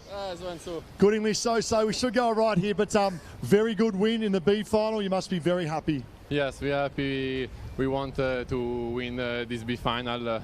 This is not the objective for at least win this. Can I also say on behalf of Lifesaving right around the world, a massive congratulations in terms of the pool event and the pool rescue. You absolutely dominated the males and the females in the pool. That also must make you very proud as a nation. Yes, we're very proud of all of us, obviously for the pool and for the sea. Obviously. Okay, you got a lot of support back there in Italy. You're able to speak in Italian. We're going to look down the lens and have a shout out to your friends at home in Italy in Italian. Ciao ragazzi, grazie di averci seguito. Un abbraccio. Ciao. Ciao. See you later, guys. What about that? Congratulations. Great job all round. The Italians are the B final champions. Back to you guys. Ty Dowker, he speaks English better than you and I do. So English. That is kidding. What a performance from the Italians, and you're spot on. They dominated the pool events. Obviously, Courtney, there's two elements to this World Championships. Pool life-saving, surf life-saving, and the Italians were a class above in terms of this national team competition. Very strong in that competition. And they've done such a fantastic performance over the last couple of years. I think we're bouncing back down to Ty. He's got someone else on the beach down there. He's in the thick of the action. Yeah, this is the A final coming up, guys, and let's go back to semi-final earlier today, and it was the Polish team that come out in front from Poland. Now let's go back 2 days ago, because in the 200 obstacle course, 151 for the Austrians Jasper. He broke the world record. He will start as the swimmer in this event for Poland. They didn't want an interview pre-race, and I respect that. They're up and about, but they said if we win this, we'll be all over the interview. Back to you guys. 151, put that in perspective. That's swimming 200 metres, 4 laps of a pool, but there's obstacles along the way. You have to dive down underneath them for anyone who hasn't seen the pool rescue stuff. So 151 is heading towards world class if you're just swimming 200 metres flat. But if you've got to dive down twice every single lap, it slows you down dramatically. So to swim 151 and break the world record there, world class doesn't even describe it. It is truly elite, Courtney Hancock. Oh, that is ridiculously fast. Like, wow. So amazing. They're so good at what they do. And I was just having a look at the replay there. We just saw USA, Brian Murphy in there, just having a look at doing that different technique. But Now we do move on to the men's rescue tube rescue, but this is now the IA final. So Josh, you're going to run us through that list? Yeah, Team GB in 1, Japan in 2, South Africa in 3, France, New Zealand, Poland, they are the ones that Ty spoke about. Germany and Australia. Australia bring their own real weapons here as well. They've got a couple of very, very good swimmers. James Koch, an absolute speed demon, Australian swimmer, representative in there. He's very, very quick, so watch for him. Team Japan, they'll be strong in this one as well. That's Honda, the Japanese swimmer there. He is first off the beach. Watch for his early pace as well. Louis Clark and Joey Collins swimming for New Zealand. That's Joey Collins there. He has been in everything up to his eyeballs today. Louis Clark, very good swimmer as well, so watch for him. He'll go out and rescue. The Polish boys are fantastic. The Germans, they might be the biggest lads on the beach, so when they get back to that drag, I don't think they will have an issue at all. They'll just absolutely lift their swimmer and drag him up. They're off and away. Here we go. Before you can get into the swim, you've got to negotiate that early bank, and maybe that's the advantage for a couple of these nations that may not be as quick in the pool comparatively to the Polish, but the likes of Joey Collins, he flies across the sandbank like that, and that is very tough to do. You can see him already leading. That's from hours and hours and days worth of practice. He's been a packet of little jelly beans today, hasn't he? He's been in every single race, and he's just really, I would think that he'd be racing absolutely lollies, Coke and sugar at the moment. So he's doing a phenomenal effort. He's out there in front in the middle, as you can see, the sparkly ocean. But also over the other side, we might have Great Britain out there actually on can number 1. They are looking extremely strong, and as we said, there is definitely something in the water because they have just been up the front in every single race. Yeah, they've had a fantastic day today, and I think Robbie Whittaker came out here a couple of years ago to race the entire summer, and they said around that period they got together, decided they were going to make a big crack at this, and Team GB is on fire, but it's really closed up here. The Australians, the Kiwis, all side by side, the French there as well. So's Team GB, so 4 or 5 within an arm's length together, and the Polish guys are there as well. That's their red cap with the white stripe down the centre. You can see they'll head out, get the legs up, get across the bank, dive in and put the fins on. This is the Aussie in here. He'll jump in, flip over, put the fins on, wind it up and get going. Ty Dowker on the beach, getting those fins on, super difficult under pressure. Yeah, super difficult, but also the conditions of the skill sets running in, the ability to wade, porpoise and get through. Now, it's a massive advantage to that of Australia and New Zealand. The Polish team, pound for pound, they show that in the semi-final. They're the best in the business with their skill sets. However, they don't get much in terms of surfing, wading and porpoising, so that has given them probably a disadvantage, I'd say, of 10 or 15 metres, but they're going to try and fight back. There's going to be one coming home. Bring it on. Kevin Lassalle from France as well, absolutely flew in. He jumped in, flipped those fins, got them on and got them going. And they are having an absolute blaster of a race at the moment. It's the Aussies in 1 as they head into the clip up there. Maybe New Zealand and France side by side in the race.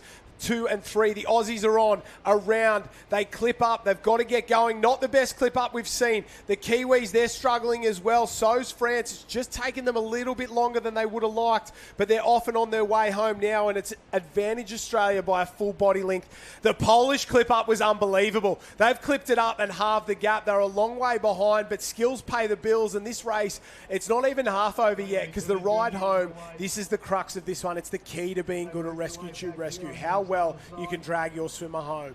Yeah, this is where you can really make up some meters and also lose some meters as well. So the draggers they'll be on the shallows there, getting ready, getting pumped up to rest those arms and rest those legs to make sure they have that sandbank run in them. But at the moment, it's really stretching out at the moment. As you can see, we've got a couple of the teams. We'll bring them up in a second. But yeah, Poland, that clip up really made the world of difference. Yeah, unbelievable performance there. The Aussies going in. Australia at the bottom of the screen there trying to get a wave. New Zealand hanging on in second. France and Poland fighting it out for third. Here we go. This is the critical moment. The Aussies, they've got their athlete. They both go in really, really deep. Hines there and Corey Fletcher, they've gone in so deep.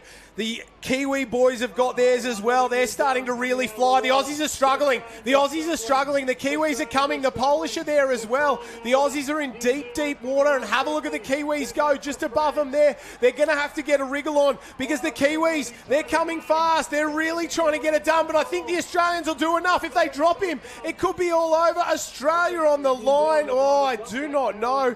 They stumble across there. The French or the Polish, will they finish in third? The French get there in third. Poland finishes in fourth. What a performance all round from those nations. I thought the Aussies had done enough, and in those final stages we saw how difficult it was because those Australian boys are big and strong and they really, really struggled. Well, right then and there, you saw the importance of the draggers. They are not there just to fluff around and just to kind of, I guess, take the cookies at the end. They work really, really hard. And we actually saw, Ty trying to get that interview. It would have been with the, I think it was the Polish team. And they said, no, it's hard. We've got to get out there. So it's, so you just saw it just then. But the Australians, they just got in that little bit of deeper water and they just went down and they kind of lost momentum. And New Zealand, they had the little lightweight of Joe Collins carrying there and they really went for it. So we'll wait and see what happens, but Australia might have just got there. Have a look here. The gap is big and I think it's enough, but you can see they just start to stumble. They start to slow. Oh, there's a little trip there as well. They don't really get it off. And in the end, it was probably bigger than it looked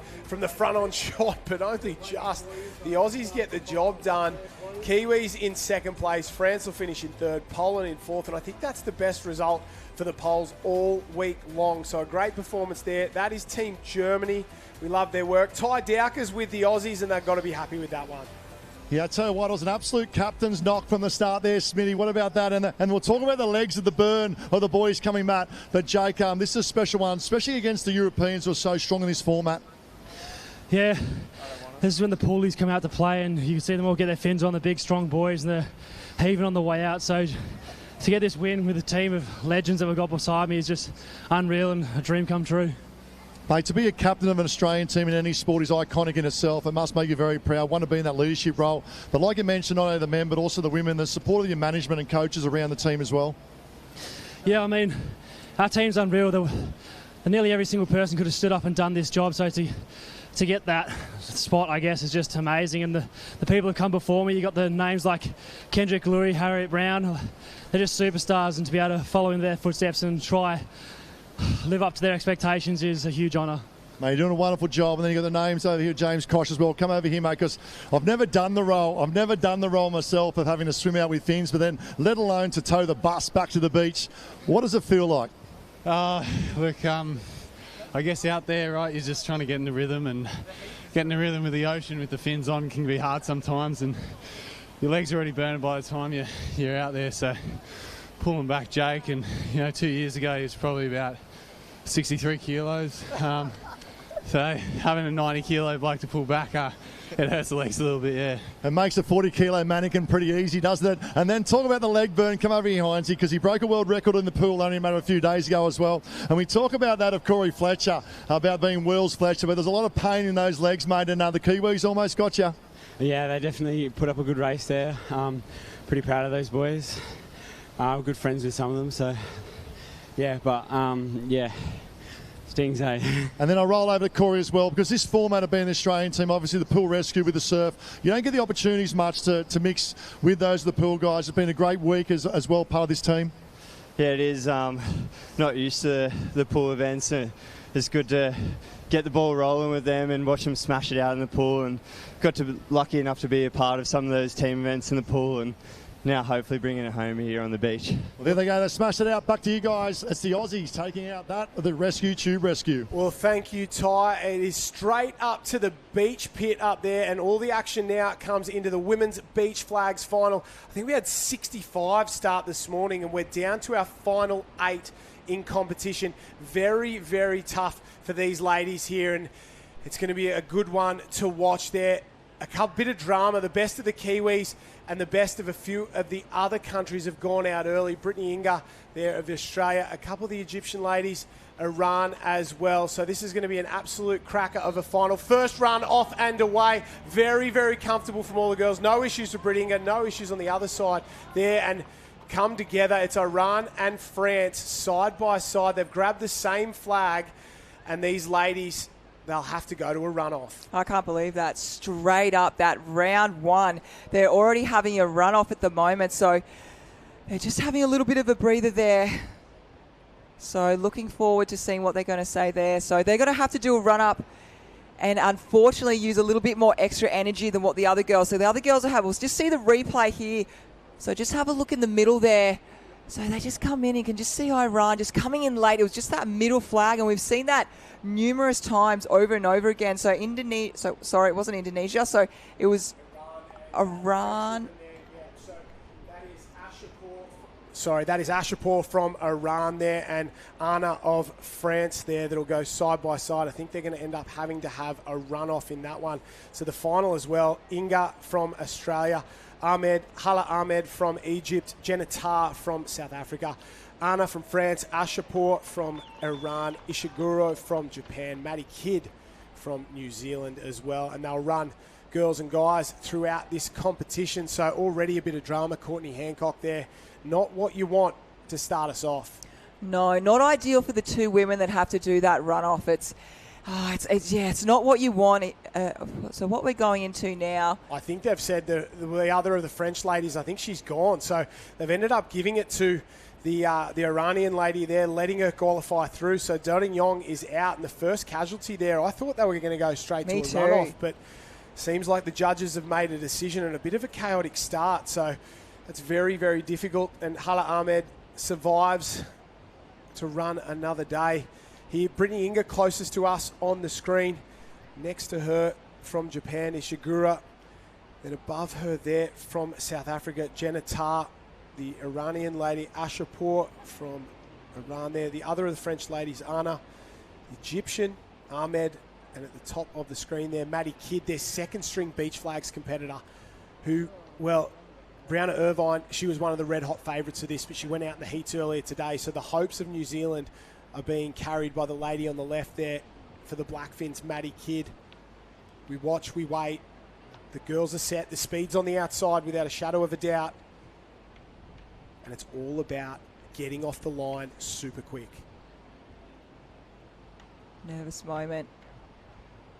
Heads are down, off and away. Oh, in the centre, the lady from Iran, very slow off the line there, but Maddie Kidd, she just got squeezed out. The New Zealander goes home, and I thought that it was Ashapur from Iran in the centre who was out, but they just squeezed out Maddie Kidd. She was forced to cut all the way back, and that is a tough blow for the Blackfins. It is, yeah. With Brianna getting out there with that false start, so Maddie Kidd, she'll have to now take that seventh position, should I say. So we just see in the middle here. So she was just on the outside and just a little bit with the turn. She's definitely got the speed towards the end, but all the girls. Now we get to the best six in Australia, in the world, and it's very, very tough from now on. Ty Dowker on the beach. I heard a giant cheer after that one. I'm assuming that's come from the Aussies there after their result, because they know how important that is to the overall point score. Yeah, it is, Josh. The atmosphere down here is electric. They're probably 7 or 8 deep at the moment. And Maddie Kidd, she had a good turn, but it's the speed of the Egyptian Ahmed coming across the sand. And it's funny you say that, because I had a chat to the team manager, and I said, how are the celebrations? Said, we haven't slept. They've been up partying, the Egyptians, because what a highlight from the relays yesterday. But they're back on business today, for this is the men's and also the women's beach flag final. Let's take a look at the men's list here. Boyson from South Africa, Morishita from Japan, Jimenez from Spain, Shogo Hori from Japan. He's wearing the red togs there, the Japanese cap. Goff from Australia, Hallo from Canada, Shalabi from Egypt, and Oscar Smith of NZ. So these Japanese boys can absolutely fly. Morishita in the black, Shogo Hori in the red. I think they're the favourites to go 1-2 here. We haven't seen that in a long time. Off and away, very even on this run. A little bit of push and shove there. I don't know who's missed out on that one. Maybe the far side. And it might be our Egyptian friend. We said they might have celebrated a little bit too hard after that beach relay last night. He's the first one to go out. Rami Hussein Shaabi there. But a big week for the Egyptians. They've been fantastic. They have been incredible. Just the energy they give to the beach. And wow, and they're so excited to be here. We spoke to them. You had that incredible interview. That's still one of my favourites. But we just see the replay now. We just see Egypt. They just come in for the fall and just pull up a little bit short. But We heard them speak. They're excited to be here. They're happy. They're just doing their best, and it's wonderful to see them produce the magic that they have. Yeah, they've done a fantastic job there from left to right. That's Brittany Inga there. Anna from France just inside her. Ashapur from Iran there. The South African Jenna Tar in lane number 4. 2 in from the right-hand side. Ishiguro from Japan. And then out on the edge, Hala Ahmed from Egypt there. And disappointment for Egypt in the men's, but they're still alive here in the women's. The Iranians, we spoke about how good the Egyptians were in the relay. They finished second for the second straight year in the women's beach relay. They were unbelievable as well. A real surprise packet, and good to see. They're very, very quick across the sand, the ladies. This is going to be a test. Top 6 in the world. Heads down, off and away. Oh, very quick from the Japanese. Maybe the lady from Iran, a little bit of drama there. Yes, she misses out. And we say goodbye to Ashurpur from Iran. They finished second in the beach relay. That's a great performance. 6th place overall in the beach flags event. You've got to be happy with that, but just didn't have that early speed, did she? Yeah, you've really got to have... There's obviously a lot of sections to do with flags, but what I'm really picking up is that turn and then the speed off the turn. So that athlete that can do both, we just see that replay right now, and it was the turn. You're very correct. She came through at the end, but she kind of went, okay, all right, haven't got it. There was no flags left at the end of it, and unfortunately we have to say goodbye. Jenna Tar there just grabbing that last flag, and if you don't have a quick first step, and it's difficult because it's not pure speed, it's your ability to react, turn, and get going almost immediately. Ty Dowker, I think you've got some news about our French friend down there. Yeah, I remember commentating the Aussies only a matter of about 6 months ago, and she finished third at the Aussie titles. And when she finished third, she was actually really disappointed because she knew she was better than that. So now lining up, obviously she's racing Brittany Inga before. On the turn there, she actually had a better turn than at Brittany Inga, but then left the flag for Brittany as well. It's a confidence thing, obviously, getting the pointy end. But obviously look out for that from the French. They could cause an upset, along with that from Japan as well, looking very good form in the female beach flags. Yeah, boys' turn. That's Morishita on the left, on the right, just getting himself set. Shogo Hori on the far left-hand side, his teammate. So the Japanese bookends of this, 7-person run here. They're very, very good. Boyson from South Africa got a medal in the beach sprint yesterday. Jason Goff, he's been an Australian champion before. Oscar Smith, he's been living dangerously all competition long, just surviving, off and away, very, very quick on the bottom end here. Oh, there's going to be a bit of push and shove. The Canadian gets it, and maybe the South African misses out. Oh, he's tried to rip it off. The Spanish competitor there, Jimenez, and Boyson got I thought for a second there he was dead and gone. He tried to grab the flag, and Jimenez ripped it back off him and said, not today, mate. And what about that one? 3rd place in the beach sprint. He'll go home in 7th place in the beach flags. Yeah, it'll be really interesting to see this replay now. They're neck and neck, aren't they? And they just both go down and cuts back across there. What about that one? Marco Jimenez, he was out for all money there. Oh, sorry, Halog from Canada. He was out for all money there. Jumps on that one.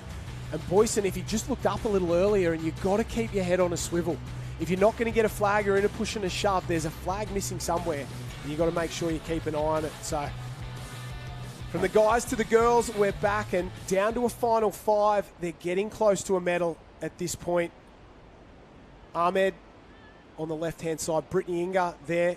Anna from, Ishiguro from Japan. Anna from France. And then Jenna Tar on the right-hand side in lane number 3. 5 girls, 4 flags. It's pretty simple.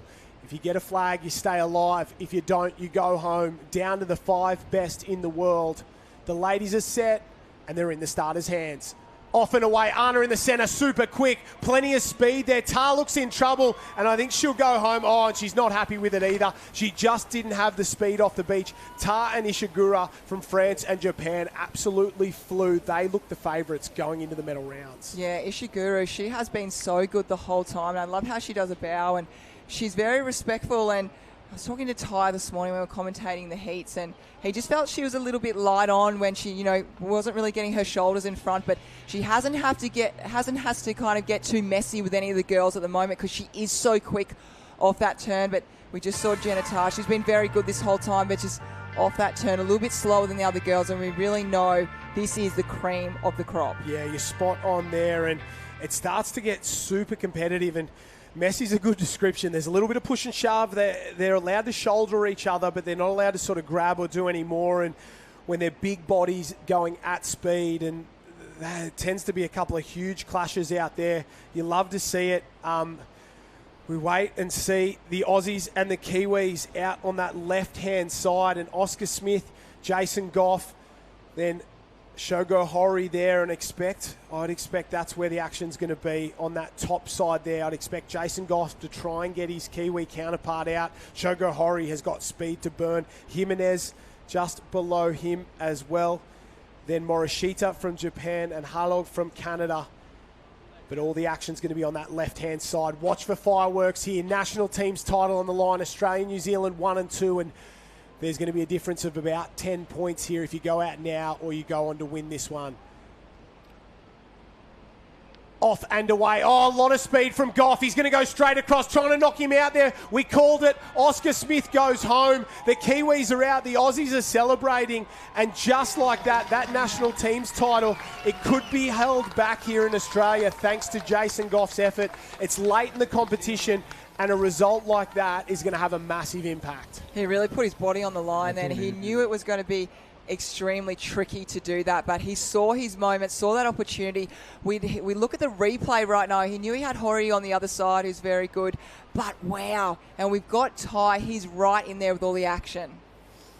Yeah, down the beach here, guys, with Oscar Smith, mate. It's a tough battle, isn't it? And drawn, obviously, against Goffey. Pound for pound, you've probably got him over the sprint distance, but in a shorter concept like this in the flags, he's a tough man to beat, isn't he? Yeah, not exactly the result I was hoping for. It's feeling pretty good. But yeah, that's just how it is. Mate, hold your head very high. Your performance yesterday, you're the national team's beach sprint champion. You're in sensational form. The way you come back in that last third yesterday was second to none as well. I know it's a team's format. You've got a great team behind you anyway, haven't you? Yeah, mate. Everyone's pretty brilliant. Everyone does everything for us while we're racing, and couldn't ask for much better. Hold your head high, mate. You're a great man from a great nation as well. Go the Black Fins, and we'll see you next week in the club. Cheers, mate. There you have it, Oscar Smith. Yeah, disappointed there, but that is racing. You survived this one for the ladies. You get a medal. Off and away. Oh, this is going to be very tight. Maybe Ahmed from Egypt. She will struggle, yes. The little push and shove. Ahmed of Egypt goes out, misses out on a flag, and disappointing for the Egyptians. And you can see the devastation there for the lady from Egypt, Hala Ahmed. She came so deep in the competition, and that's pure heartbreak there, because to finish fourth, we call it the chocolate medal, is not what you want. And the Egyptians, they've won everyone's heart this week, haven't they? They have been absolutely spectacular on the sand, and you can see how disappointed she is there. Hugs all round, and what more could you want? But the other ladies, just so much speed out there to burn. The French, the Australians, and the Japanese, they are very, very good. And Hala Ahmed, she should be proud of her effort. Oh, she should be so proud. It's so tough out there. And I love the way Ishiguro got around her at the end, just to see if she was okay. But look at this, they're neck and neck, and you can see why she was disappointed. She went in there and she stretched that arm out wide, but this is beach flags. And once you get to the fourth best in the world, anything can happen. A stumble, a trip, you can accidentally put your hand to the wrong side of the flag. And she should be so proud. Egypt have been fantastic this whole week. Yeah, you're spot on there. Shogo Hori on the left, Jason Goff, lane number 6, Jimenez from Spain in the centre. We haven't spoken about him much. Morishita from Japan, and then at the bottom there, the Canadian Yonel Halog, and we want to see, well, the Japanese, they're going to squeeze the Australians and the Spanish there on that top end, because they've got speed to burn, and it's drama stations for Jason Goff and Jimenez as well, the two men in the middle there. These Japanese boys, very, very fast. You've got to be on your game. Yeah, and they've got each other out there, don't they? They have their partner in crime. I tell you what, if you end up in the middle of them, but here we go. We are off and racing, and it's got to come from, Oh, they went the other way.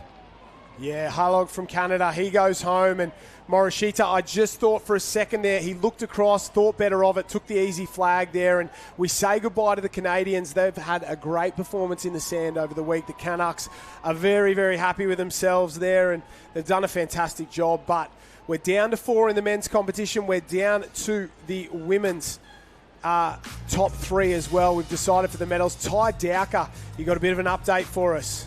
Yeah, this is really good, guys. They're lining up here. You've got Anna on left-hand side, and you've got Brittany Inga there in the centre, and on the right height. Now, they all approach this differently. The sports side, look at the clap coming. You probably hear the clap coming in as well.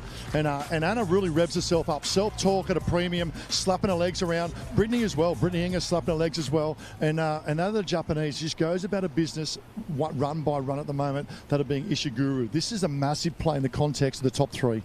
Yeah, they've all got a medal. It's just which colour to decide. Anna at the top there, Inga in the centre, Ishiguro on the right-hand side. I don't know where you'd rather be, out on the edge and you've got limited choice, or in the middle and know you're going to get squeezed. It doesn't matter now. It's been decided. 3 will go down to 2. 1 will walk away with the bronze. Off and away. Very, very quick on the outside. Inga, what about the speed in the centre from the Aussie? She absolutely flew there. She was in all sorts of trouble, and she absolutely flew through the centre there. That was pure foot speed across the beach. Turn wasn't great, but man, she made up for it.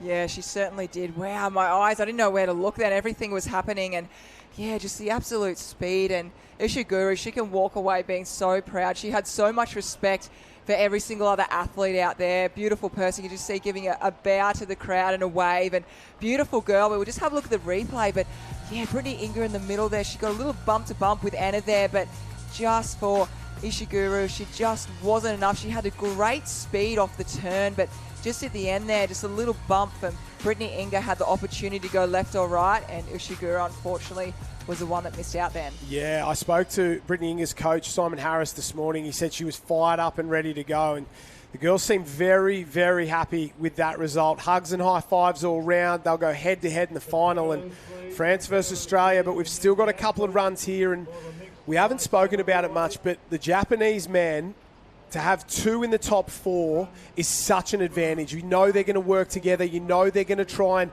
I think here they'll just try and stick to the outside flags, let the Australian and the Spanish competitors fight it out for the third one here, and this is going to be very, very interesting to see what happens. Hori and Morishita, the other Japanese competitor, Marco Jimenez from Spain, and Jason Goff in the green and gold of Australia. 4 men, only 3 flags, off and away. Oh, it looks like there's a little bit of push and shove side by side. Oh, and isn't he happy? Jimenez loves it. He grabs that flag, he grabs a medal, and the dream of a Japanese 1 and 2 goes wanting. Jason Goff got there as well, and heartbreak for Team Japan.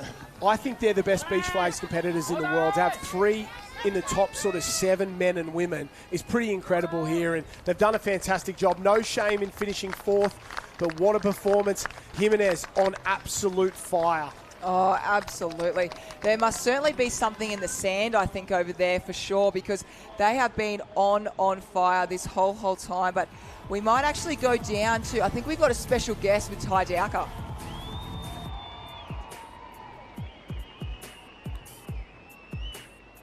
Where do you reside?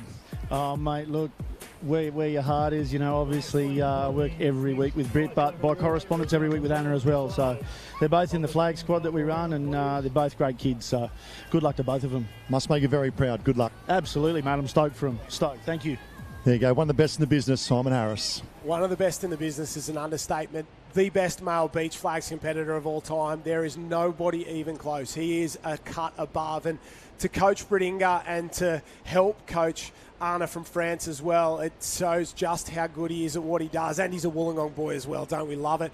But here we go, the final of the World National Teams competition. 20 points up for grabs. France versus Australia. Anna and Inga. These 2 ladies, there's only 1 flag, there's only 1 gold medal, and you need to have your best run here, because if you don't, the other athlete will steal it from you. 2 down, 1 to go. The girls are set and ready. They're in the starters' hands. The final of the women's beach flags competition. Anna off and away. Oh, push, shove. Inga goes down. They can't find the flag. Yes, they can. France on top. Vive la France. They get it done, and isn't she happy with it there? That is one of the most brutal finals I've ever seen. That was, I couldn't believe that. That was insane. And you just saw Brittany Inga. She just dropped down just too early. But just having a look, she might have hurt her wrist or something. Oh, she lost her live heat span. I'm not too sure what's going on there. But they train together and know each other very, very well. They would have known each other's strengths and weaknesses out there. Obviously, I don't think there's too many weaknesses. But we'll watch that replay again. But Wow, that looked very dramatic. Oh, I love it. Look at the push and shove. Good start from both, and I thought Inga was going to get going, but bang. Anna knew what was up there. Bang, bang, bang. Big jump, and Brittany Inga maybe half a step too early. She sort of fell and dived at the same time. I thought Inga was going to go on with it, but that was the point where it all changed. The trip down, a face full of sand, and a kick for her trouble. And Anna from France over the top, right here, down, over the top, and grabs it, and timing is everything. And poor old Brittany Inga just a little bit early, and that was absolutely brutal for them there. The French absolutely loving it at the moment. Wow. Anna just went down and she flew up in the air. She just landed perfectly on that flag. And we talked about this morning when we were commentating the heats, getting that shoulder in front. Anna had that shoulder in front the whole time, and it looks to me that's just how she got that win over. We're down to our final 3 in the men's beach flags competition, and this is going to be a very, very tough run. And I think after Morishita went out in the last one, Shogo Hori is the red-hot favourite. Marco Jimenez from Spain at the top, Jason Goff of Australia in the centre, and Shogo Hori, he won the Australian Championships earlier in the year, came out and absolutely dominated on the Sunshine Coast. He looked a class above there, and he's looking to add a world title to his resume. He's one of the best to ever do it, not only from Japan, but just of all time. And they've all got a medal. It just matters about which colour. The Aussie in the middle, he'll feel a bit of pressure knowing that they're going to come and try and squeeze him in there. I think Jimenez was just happy to get through that last one. I think he was very ecstatic, but he won't be settling for bronze, that's for sure. They started at 56. We're now down to the best 3. So is it going to be... Off and away, very quick there. The boys start to come together. Goff, I thought for a second he was going to go back and try and jump one on Hori there, but we say goodbye to Marco Jimenez of Spain. He'll finish with the bronze. Claps and high fives all round. Jason Goff got in front, and I thought he was going to try and take out the Japanese man, but he didn't. He thought better of it. Don't risk it if you don't have to, and we're down to a final 2. Yeah, it was whether he was going to go left or right, and we'll just have a look at that replay really quickly there. Left or right, and he went to his right-handed side, and we'll quickly, after this replay right now, we might go down to the women's winner with Tai Dowka. Yeah, we've got Abra Vanel, Anna here, and I think the smile says it all. Let's go back 2 years ago, you came 4th. Let's go back 6 months ago. Now, you got 3rd the Aussie titles, and I knew it was a bit of a disappointment, but you are the national team's world champion. How does that feel? Well, that's unbelievable. You worked so hard to that, and then, yeah. I'm trying hard not to hold back tears myself here because I know flags mean so much to you. And I looked over here as well, and I know you're working correspondence with Simon Harris, the best flagger hands down worldwide in the last decade and plus. And then, great friendship with Brittany Inga as well, and lining up here on the world stage. And to win just in front of Brittany Inga, that's super special. Yeah. And also, EJ just came today to watch the finals, so it means a lot for me. And I'm taking example on her, so I'm very happy that takes the win here in Australia, the country of Lifesaving. Oh, most definitely. And we go back to Paris, obviously the Olympic Games as well. It's been a massive few months, involved. But in French, down the lens of the camera, like to have a shout out to all those supporting you back at home. Yeah, so I have so much support. It's just insane. I used to say that behind my performance, there are so many people like you cannot imagine. And I just want to thank everyone because I will not be here with all that people that help me every day to be a better athlete and a better person. So yeah, thank you to everyone who plays. Well, there we have it. That's our champ all the way from France. Congratulations, men's final coming up. Well done. Thank you so much. Thanks. What an interview, a fantastic performance. She deserves it. And EJ Forsyth, she was talking about the former world champion in this event, the defending world champion from Australia, and she's a fan favourite. Everyone loves EJ, and what a role model to look up to, and to have her down here along with her coach, she was very, very happy with that performance. Time for the men's final. Shogo Hori of Japan at the top of the screen, Jason Goff of Australia at the bottom. Japan versus Oz, and it is the 2 best beach flags nations in the world. I think France might have something to say about that from here on out, but Here we go, the men's final. Shogo Hori, I think he's been the best athlete in the world for the last 2-3 years. There'll be a couple of people who might have something to say about it, but he's been very, very good. Jason Goff, he wants maximum points for Australia. He wants to really drive home this national team's title. A very, very good beach competitor in his own right. 2 men, 1 flag, 1 gold medal up for grabs. It's the men's beach flags final, the national team's competition, the final beach event of the competition, the second final event of the entire day, and we're about to get it on. They're in the starters' hands. It's all been said. It's time to run the race. The boys are set and ready. Off and away, very even term. Hori's in front. Hori's got the jump on Goff. No dramas at all. Oh, he grabs it, and look at the celebration. He gets a little wrestle for his trouble, and doesn't he love it? The man from Japan dominates on the sand, and what a performance. Shogo Hori is the best in the business. He stares down the camera there, and don't you love to see it, Courtney? Yeah, Hancock? love the celebrations. He's a fan favourite, isn't he? And he's just, as you said, he's been the best in the world for the last couple of years, and he's so fast. I love the way he sets himself up, doesn't he? He does the same thing, the same preparation every single time. He went from 56 athletes, now he's number 1. So we'll definitely be seeing him next week, hanging around in Australia to watch him race next weekend. Yeah, Japan on absolute fire down there on the beach. I think Ty's just trying to find a translator down there. Shogo Hori, he's won so many events in Australia. Maybe he might need to start working a little bit of the English. He's that dominant that he's always getting interviewed constantly. He's absolutely on fire, the man, and didn't he perform? Goff was quick, but Hori's just got that speed. He drifted him wide and around, got the flag, and have a look at the wrestle and have a look at the celebrations. He's the king of the sandpit, Shogo Hori. Ty Dowker, he's down there with our winner. I think they're just trying to find a translator for us. How good was that? Performance. It's the big stage. It's a big dance for the man from Japan, Shogo Hori. This is very special for Shogo being world champion. Rejoice. He just said, very good team from behind. Flag. It's like a cultural event, isn't it, for Japan? ビーチフラッグス日本ではまだ、そこまで大きく、ビーチフラッグスは普及されてないので、ここで優勝することが僕の目標でした。Beach flags culture is not such a big for as compared as Australia, so he wants to number 1 to spread the lifesaving and beach flags. Well, I'm going to draw a picture of the world. There is a picture of the world. And you are the best national team's flagger in the whole of the world. Congratulations. I'm a Super Saiyajin.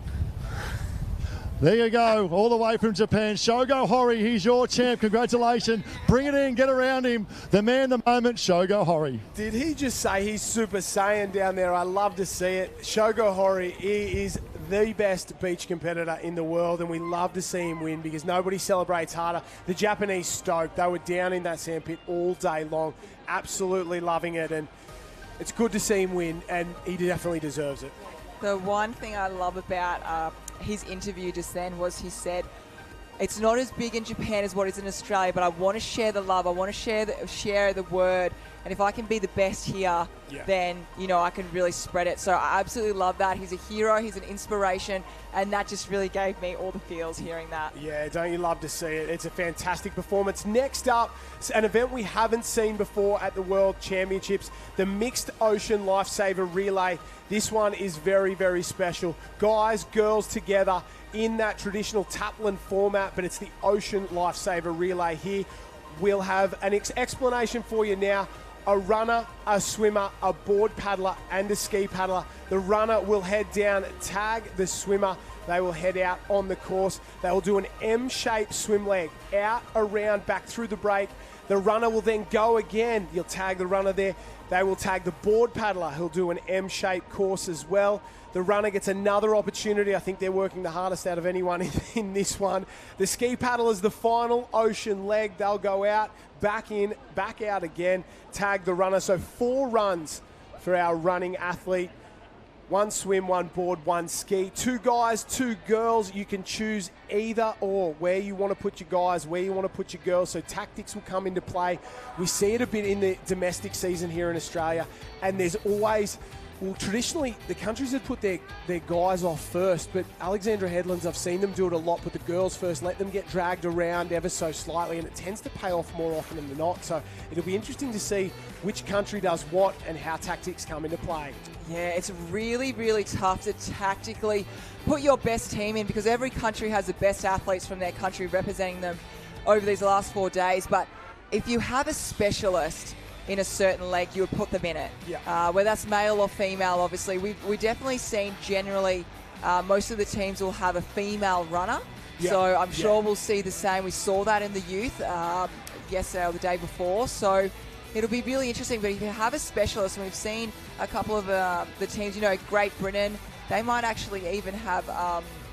one of the female ski paddler, Evie, she might even go in and do the ski paddle. So it's going to be really interesting. I'm excited to see what every team's got out about. We saw Sara Tazaki. She's definitely going to be there. She's been amazing for Japan. So we'll wait and see. Yeah, she looks like she's swimming for Japan, so she'll go off first. And the thought behind putting the ladies first is if there is a couple of guys there, they can jump in on their feet, get a drag along around and sort of limit that damage to a lesser extent. And then the boys will jump in afterwards and maybe close up any of that distance if you can. But when you've got a couple of the ladies like yourself, Yolanda Rogers, your Naomi Scott, I'd be very, very nervous there if I'm a couple of the boys there, because they can get it done, and they're absolutely flying at the moment. It's really, really interesting to see. The Italian team there, they're set and ready to go. They'll be strong in the swim. They're all getting final instructions down there on the start line. 23 teams on the start list, and I'll run through them for you right now. The Germans, the Belgians, South Africa, Singapore, Austria, Argentina, France, the US of A, New Zealand. They'll be very good. Czech, Sweden, Hong Kong, Great Britain and Northern Ireland, Italy, Norway, Switzerland, Canada, Japan, Ireland, Spain, Australia, Sri Lanka, and the Netherlands. 23 teams. There can only be one champion. And these mixed ocean relay events have only been a new sort of thing in the last couple of years in surf sports, and I think they're the best we get. Taplin relays have traditionally always been something special. Ocean relays and mixed ocean relays, these are the ones that they really want to win, and it really showcases the quality of the athletes. Oh, it really, really does. And also the quality of not only your surf club, but your country as well, bringing everyone together. And it's bringing, because we never get to race, I guess, being a female, you never get to race with the males, especially when you get into the opens, in some of the nipper age groups. Obviously, you're still racing with the men, or should I say boys and girls, but having this together and putting this as the last race of these 4 days. It's the one that means the most. It does. It does, yeah. Country gets the last say. Yeah, that's so everyone will be after it. Everyone else is going to take their bat and their ball and go home, but we are going to have one champion. They're just getting final instructions from the starter there, making sure everybody knows exactly what is going to happen. It's a complicated event if you haven't done it in the past, but it's pretty simple when you get out there. If you're a water leg, you go out around the cans, back into the beach twice, out and in, out and in. The runners, it's pretty straightforward. For everybody else, they're just trying to deal with that break in there, and it's going to be very interesting to see. Australia and New Zealand, obviously super strong, but yesterday in those ocean relays, the individual men and women sort of ones, we saw Japan, we saw France, we saw Team GB be super competitive, especially on the women's side of things there. They were really looking to cause an upset there. So you add your best of your best in each of these teams, and I don't know if they're going to beat Australia and New Zealand, but they'll go really close. Team GB, the US team as well, I think they'll be in the mix up to their eyeballs, and France might be a dark horse here to grab the bronze. I totally agree with you. It's not just going to be a race of Australia and New Zealand. We just see all the athletes at the moment just getting their last second directions, but you can see everyone moving around the crowd. They went from the top end of the beach now down to the water, so there'll be a lot of atmosphere down there. We're lucky we've got Ty there, but he'll be hearing all the cheering, the yelling going on. And I do like what you were saying before, putting a girl off first, because I feel like being a female, when you're up against men, somehow you lift because you really want to beat them. So, so it's kind of having that mindset as well. How can you intimidate the other countries? I would 100%. I didn't think. I thought you had to use a guy first, get off in front, make sure you're on that front wave. But after seeing Alexandra Headland do it all domestic season down here in Australia, I've really grown to sort of think that what Jack's done there at that club is the smartest move, because if you've got one of the quality girl athletes who can jump in, hang in, hold on, maybe get a wave, before you know it, you're at the front of the race and you've got a bit of speed on that back end to really burn.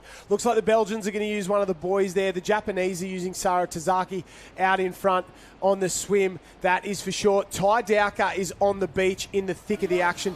Tai, what are you seeing, the girls or the guys going first? Who's doing what? Yeah, it's a bit of a mixed bag, and I don't mind that, because obviously it is what we spoke about, the open mix ocean lifesaver relay. And 2032 Brisbane, this is the event we want to see. It's a great event. I love it. It's mixed genders, we've got all the disciplines. The run leg's pretty critical, because I know we talk about the old traditional tap, and it's only that sort of one run leg they look at. They'll look to do the run leg 4 times here. So we're going to introduce the teams from top to bottom, starting that with Germany. The runner will go up the start position, the swim leg will come down. And at the moment, even looking here in the Netherlands, they're opting for a female swimmer. I'll look over there to Australia. They're going with Zach Morris as well. So I'll probably say the best thing to sort of outline this, you play to your strengths. Whatever your strengths are in your team, you play to that, you back yourself, or chips in. That's the last event. Yeah, you're spot on there, Ty. That is actually what you've got. If you've got a gun swimmer, you use your gun swimmer. If you've got a gun ski paddler, it's exactly what you said as well, Courtney. If you've got a weapon, you've got to use it, because there are no more events in this national teams competition. Now is the time, and they are all in this one to win, that is for sure. And as Ty spoke about, this event is one of those ones we're trying to push to get towards the Olympics, so it is super special. With the presentation of teams down on the start line, Tai Dowker, introduce us to who we've got. Well, ladies and gentlemen, girls and boys, welcome not only to the Gold Coast, the beautiful Kurrawa Beach, but the day 4 in our final event of the National Teams World Lifesaving Championships. And it gives me great pleasure now to introduce 22 of the finest and fittest and fastest athletes from around the world and in the open mixed ocean lifesaver relay. Starting from the Dutch in the orange cap, we introduce the swimmer and that of the runner as well from Team the Netherlands. Next position on home soil. Look out for this one. The Aussies make some noise. Team Spain out on the line next of all. Congratulations and welcome to that of Team Spain. And they got a great cold hollering all over there from you on the Northern Ireland, I should say. A big welcome to Team Ireland. What about this from Team Japan? They just had a win in the flags. Can they back it up in the Lifesaver Ocean Relay? Team Japan, off we go. Canada, the Maple Leafs of Canada, welcome to the big stage and the last event. To that of Switzerland, the Swits, a big welcome to Switzerland. Also coming through as well. I mentioned that of Canada, we mentioned Swiss, now Norway. A big welcome to that of Norway. Coming up, they were dominant in the pool performance all the way from Italy. Well done from that of Italy. Coming up next, the Great Britain team. And we look at the dominance of Great Britain. Big welcome to that of Great Britain. All the way from Hong Kong, and a big welcome to Hong Kong. Make some noise, they make their way out. To that of Sweden, the blue with the yellow cross on top of the Swedish cap. To the Czech Republic, a big welcome to that of the Czech Republic. We talk about the battle. What about this one of the Black Finns across the Tasman of New Zealand? The smiles on the dials for a runner and a swimmer. The stars and stripes of the USA. Oh, what about the French? We've got the French coming up next. Look out for the red, the white and the blue. A dominant performance of the French, and the Argentinians also make their way to the field as well. A great introduction now to Austria. Up we come Austria of our runner, and opting for that of a female swimmer. From Austria, let's go a little bit closer to home. Singapore, a big welcome to Singapore as they high-five their way out to the start line. South Africa, what about this, ladies and gentlemen? They have dominated on the beach and also in that of the ski, and it leaves 2 and 2 only. They are 3 coloured cups and very, very similar. Put your hands together for that of Belgium. And wrapping up, and what a moment on our grand finale. A huge introduction to that of our last of our national teams. Ladies and gentlemen, boys and girls, the Lifesaver Ocean Relay, Team Germany. Best of luck to all teams. Thanks for that, Ty. We really love to see that. 22 teams on the start line, the best in the business. The final event of the national teams competition here for 2024. We've still got a full week of surf sports action here at the World Championships, but this is the final time we'll see the national team caps on the line. We're going to crown ourselves a World Teams champion after this event. It's come down to Australia and New Zealand, and I think the Aussies have the advantage heading into this final event. We haven't seen this format for a long time. Start with a run, a swim, run, board, run, ski, and finish with the runners.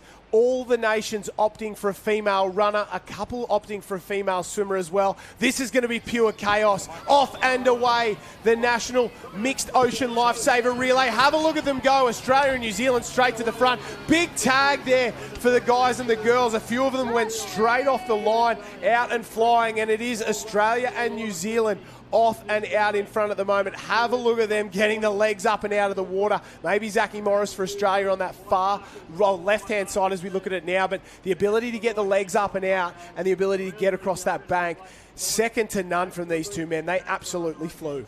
That was absolute chaos going in there because we know we have the best sprinters in the world, and not only were they sprinting towards their swimmer, they were sprinting downhill as well. But we look out now, we've got Zach Morris out in front, very big program obviously, but he's really, really setting the pace at the moment and looking the goods. Yeah, flying Zach Morris there. So Australia in 1, New Zealand in 2, US of A in 3 there, Team GB in 4, South Africa in 5. On this far side, the German team just out of shot at the moment, doing a really, really good job. Spain there as well, and France. So that's your top 8 at the moment. Ty Dowker down on the beach. The Aussies lead at the halfway mark of the opening swim leg. Yeah, what an event it's been 4 days of competition. We've had the pool, this the ocean, now the grand finale event lining up. And I got the last craft competitor, Corey Fletcher, lined up. Zach Morris off to a very good start, mate. The position you'd like him to be in anyway. Yeah, it is low tide, so the shallow banks are good for Zach's long legs, and there's a few little bumps coming around, so hopefully you can get one of those and get us in a good spot. What will it mean to win this one in the inaugural mixed ocean relay, lifesaver relay here on home soil? Oh, it meant everything to the team. Australia is all about team first mentality, and we've had a great day so far, so to bring it home and last event of the national team's carnival, it'll be pretty cool. Best of luck, mate. Rip in. Yeah, thank you.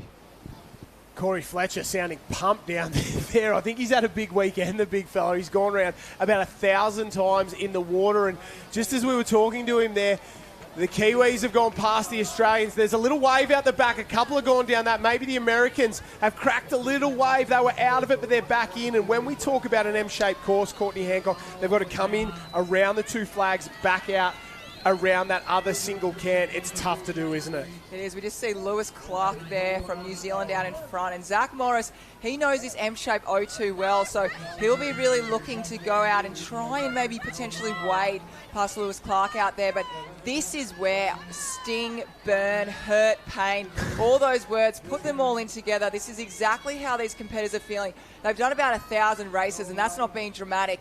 All of these guys and girls out here right now, we've got Sara Tazaki, so very, very smart by Japan. If she can hang in there with the males, try and get a wave, should I say, at the end there, Japan could be one very dark horse out there. Japan is in that second group there with Sara Tazaki. So Australia, New Zealand 1 and 2, US in 3, then France, South Africa, Team GB. They're all in the mix. There's Spain, the Italians, and there's Sara Tazaki at the bottom of the screen. She's latched onto the back of that group there of the boys, and she is putting Japan in an unbelievable position. So a really good swim from Sara Tazaki's so far at just over the halfway mark of this swim. A great performance from her. That's her at the bottom of the screen there, just ahead of Argentina, sitting, well, side by side with the Italians and the Spaniards. They're just inside the top 10. A great swim, but New Zealand 1, Australia 2, maybe 3 body lengths back to the United States of America. Then Team GB, Team South Africa, not too far away either.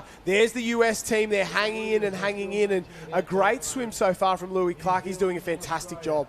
Yeah, absolutely fantastic out there. USA have been so strong. They're in contention there. They're hanging in there. And when we get to that wave zone, we know what it's like, but we might actually cross over to Ty Dowker and see what he's got for us.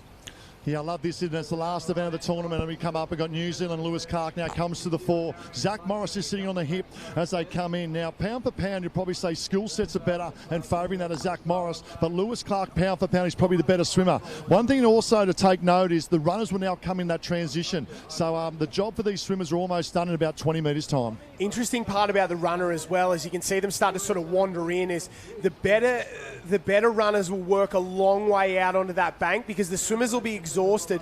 But if you go too far out, you end up waiting a little bit, and if you're not good across the bank, it's a bit of a trouble. So you go too far out and you might end up in a bit of trouble there. You stay too far in, the swimmer's exhausted.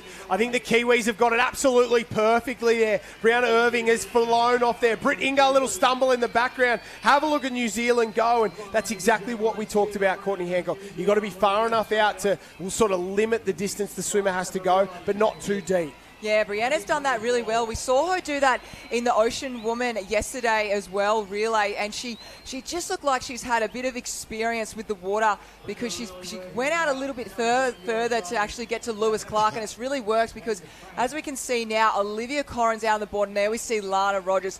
Now that is going to be a competition and a half. Yeah, Team GB, here they go, coming up and around the US. Just in front of them, they're tagging on the line. Holly Main going in for the US team. Team South Africa, so they've put their two boys out in front. So it'll be interesting to see how much the South Africans can sort of close on this gap. Here come the Germans, the Spanish, Team Japan as well. Great swim from Sara Tazaki. They've just got the guys left. That's Team GB with the big tag. They've sent one of the boys out, Bobby Knuckles, Robbie Whitaker. We're starting to see the male-female mix come into play and the tactics really having an impact. Ty on the beach.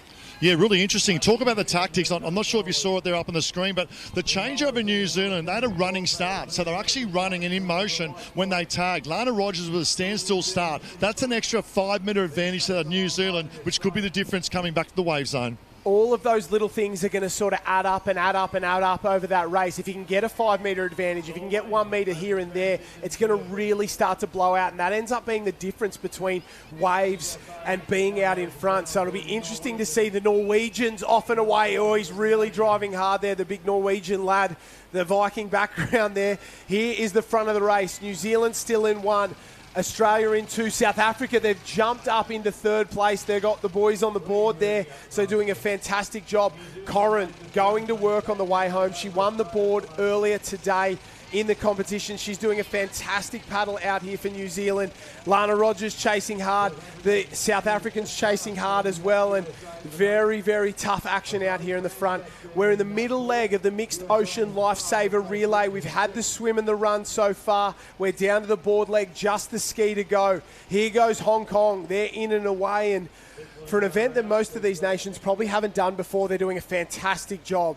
They are. This is the first time we've ever done it, so this is new for everyone. But Olivia Corrin, we know that she wants to get one over the Australian. She's been pushing and pushing all day in every single event, and she's just going to tap into a little bit of a run. I know she's actually decided to get off, and she's going to bunny hop. And she's back onto a board now. Lana Rogers is creeping in, and you just see behind we've actually got South Africa, and it potentially looks like France coming in as well. So they're closing the gap very fast. They both put the boys on the board there, and they went in maybe 5 and 6, but they've jumped up into 3rd and 4th, and I think we're going to have a race in 4 at the end of this one. The girls will know they're coming. The girls will just want to jump on, hang on, use the wash if they go past. So Tisa out in front from France there has gone past Lana Rogers. South Africans are in there as well. A race in 4. 2 guys, 2 girls. Australia and New Zealand running a specific tactic line. A couple of these other countries, they know they've got to really roll the dice and throw it out there. That's Holly Main of the US. So the US, that same line that the Australians and the New Zealand teams have done. Robbie Whitaker of Team GB going around as well in 6th place. So that's your top 6. Still New Zealand 1, South Africa 2, France in 3, or France in 2, South Africa 3, Australia in 4th place. 5 is the US, 6 is South Africa. 7th place is Germany there. This is 8th Japan, and 9th is Spain. They're heading to that can, and Corrin hanging in. Gee, she's tough. Is this going to be a little spoiler happening right now? So Lana Rogers was doing as best she could to try and track down Olivia Corrin. is Lana Rogers getting support smart from France and South Africa. So Olivia Corrin doesn't know what's going on behind at the moment. So it's going to be really interesting whether the boys are going to get in the way of Lana, or is she going to use them to try and catch up. So it's really interesting. It's really unfolding at the moment. But France really coming in on Olivia Corrin, and is she going to use his wash to try and get through? I think immediately they were towing her out there, but a little gap broke, and Lana's had to go round the South African lad there and move up into third place. Corrin's out in front. France coming to the front right now. They've had an absolutely spectacular week so far. Their juniors were unbelievable. Finished second on the point score in the beach side of things. They beat New Zealand just behind Australia. The French are coming. The French are coming. They're going to be an absolute force in surf sports in the future. And here they come in this one as well. For the first time, it's not Australia or New Zealand leading. France out in front. And have a look at the Frenchman go. Olivia Corrin hangs on the tail. She's just got to hang tough in there. Get as much advantage as she can from the wash of the lad out in front and hope that there's a little wave and she can break away from the Australians. Lana Rogers needs to find something now. Corrin puts the head down and starts to go to work. Oh, wow, look at that. Olivia Corrin coming down, the French competitor right there. She didn't really get too much of a wash from him just before, but we might see if we can go down to tie, whether, we just see the French competitor. He's back on, but we might get down to tie on the beach. Yeah, really interesting. It's a big paddle from Tissia from that of France, now changed over to the beach spinner. We expect Irving to extend this lead a little bit for New Zealand. But Olivia Corrin, what about the efforts of Olivia Corrin on the back end of that M shape to match it with Tissia from France to get that lead wave? Master stroke from Olivia Corrin. And look at Irving going in France. There will be a male ski paddler, CT Taylor, for that of New Zealand, a female paddler for that of France. We're down to the final water leg, and this is what it's all about. A long, long run for Irving all the way down. She tags Corey Taylor, the former world champion, lost his title yesterday afternoon. Look at him going. That was the big gamble from France. Can you get out in front, send your female ski paddler off? And it's really, really tough. Here come the Aussies. Here come the South Africans as well. Britt Inger looks exhausted. She's had a massive day. Tags Corey Taylor. He jumps on. Corey Fletcher. He jumps on. Corey Taylor is off and away. And the French, they're hanging in there. Can they hang on? Can they get around and finish on the podium? Or can they finish in silver? Because the Aussies will be coming for them thick and fast. They certainly are, and we go down to Ty. He was able to see the body language in all the athletes' face down on the beach. Yeah, a little bit of advantage now for Team Australia. They needed everything to go their favour. Now, Brittany Inger ran round in that transition and didn't know where Corey Fletcher was. She was looking to the right-hand side, ran down and had readjust, giving away another 10 metres. So when you look at that changeover and this transition as well, it's about 15 metres, and they'll go back and reflect this for future races. Yeah, that's a big, big mistake, and you can't make mistakes like that at these levels. And maybe it's the first time she's done this event, and it happens to the best of athletes in these team events here, but you can't let it happen. Still out in front, New Zealand, France in 2, Australia in 3. The Spaniards are on to their final leg here. The ski leg, M shape on the way home. Corey Taylor's got a little run, a little bump underneath him. You can see it there, and that gap's just going to open up bigger and bigger and bigger. He works to hang on. The nose dips again. He cleans it up there. What a paddle so far from Corey Taylor. It hasn't been the week that he's really wanted so far, but he's putting everything into this one. And the French have got a wave as well. If she goes, she might get down this. The French could hang on for silver here if she can crack this wave out the back. Corey Taylor's flying. Australia and France fighting it out for second. Oh, wow. She did. The French competitor did so well, and she just fell off the back of that. But Corey Taylor, Captain CT, you can tell he wants this. You can see his eyes. He's really, really hunting that down, and he'll just keep focusing out in front. We've got Corey Fletcher. It didn't work for him, CT getting out there and getting that little runner, but he's certainly not going to give up. Barely closing the gap, the Australians on France. They got there, but it took very, very long time to get that one done. And waves are going to cause a bit of havoc in this one. New Zealand, the Black Fins, I don't know if they can get the overall point score. I think that'll go to Australia, but they might get final bragging rights here at the World Championships. Australia up into second place. The French are in third, but they're being hunted down. South Africa and the US of A. Big Tim Berdiak gets himself there. And the French ski paddler, she's got to go. She knows the boys are coming after her. She knows that, she's real. Oh, and almost the shot to their head. That's Saskia Hockley there for Team South Africa, and she's a fantastic paddler in her own right. So Berdiak and the Americans are looking very, very good, but they're still chasing this man out in front, Corey Taylor. Yeah, every single country has certainly brought out the big guns to finish off this ocean. It's a mixed taplin going on. So Corey Taylor is really going strength to strength. He wants it. He really wants it for his country. He wants to finish off with a great bang. And Corey Fletcher doing as best as he can on that yellow ski to hang in there. But Corey Taylor, experience. He's done this time and time again before, and he looks fantastic. I don't know how many more times we'll see Corey Taylor at a World Championships. He's not old, but he's getting towards the twilight years of his career. I don't know how many better world team competitors there have ever been. Corey Taylor has done it for well over a decade, and he shines every single time. It means so much to him, and if this is the last time we do see Corey Taylor, congratulations, because he has been a champion of New Zealand surf sports and just surf sports in general. This one will mean a lot to him to get it done, and look at him driving it home. The Aussies are chasing, but I think it's too little too late. New Zealand and the Black Fins, they might win the battle, but I think they'll lose the war. The Australians will be the national team champions, but the Kiwis, they'll strike the final event. And the US of A maybe going to work their way up into third place, but France at the final turn have hung on. The Black Fins will get the final event of the day. Yeah, a couple of seconds. There we go. I was going to say, we'll see that smile very, very soon. And Brianna, she's done a fantastic job. The metres that she made up from running and waiting. A little bit of splash from Lewis Clark there, but she'll also have the smile on her face. Congratulations, New Zealand, and congratulations, Corey Taylor, on the career that you've had.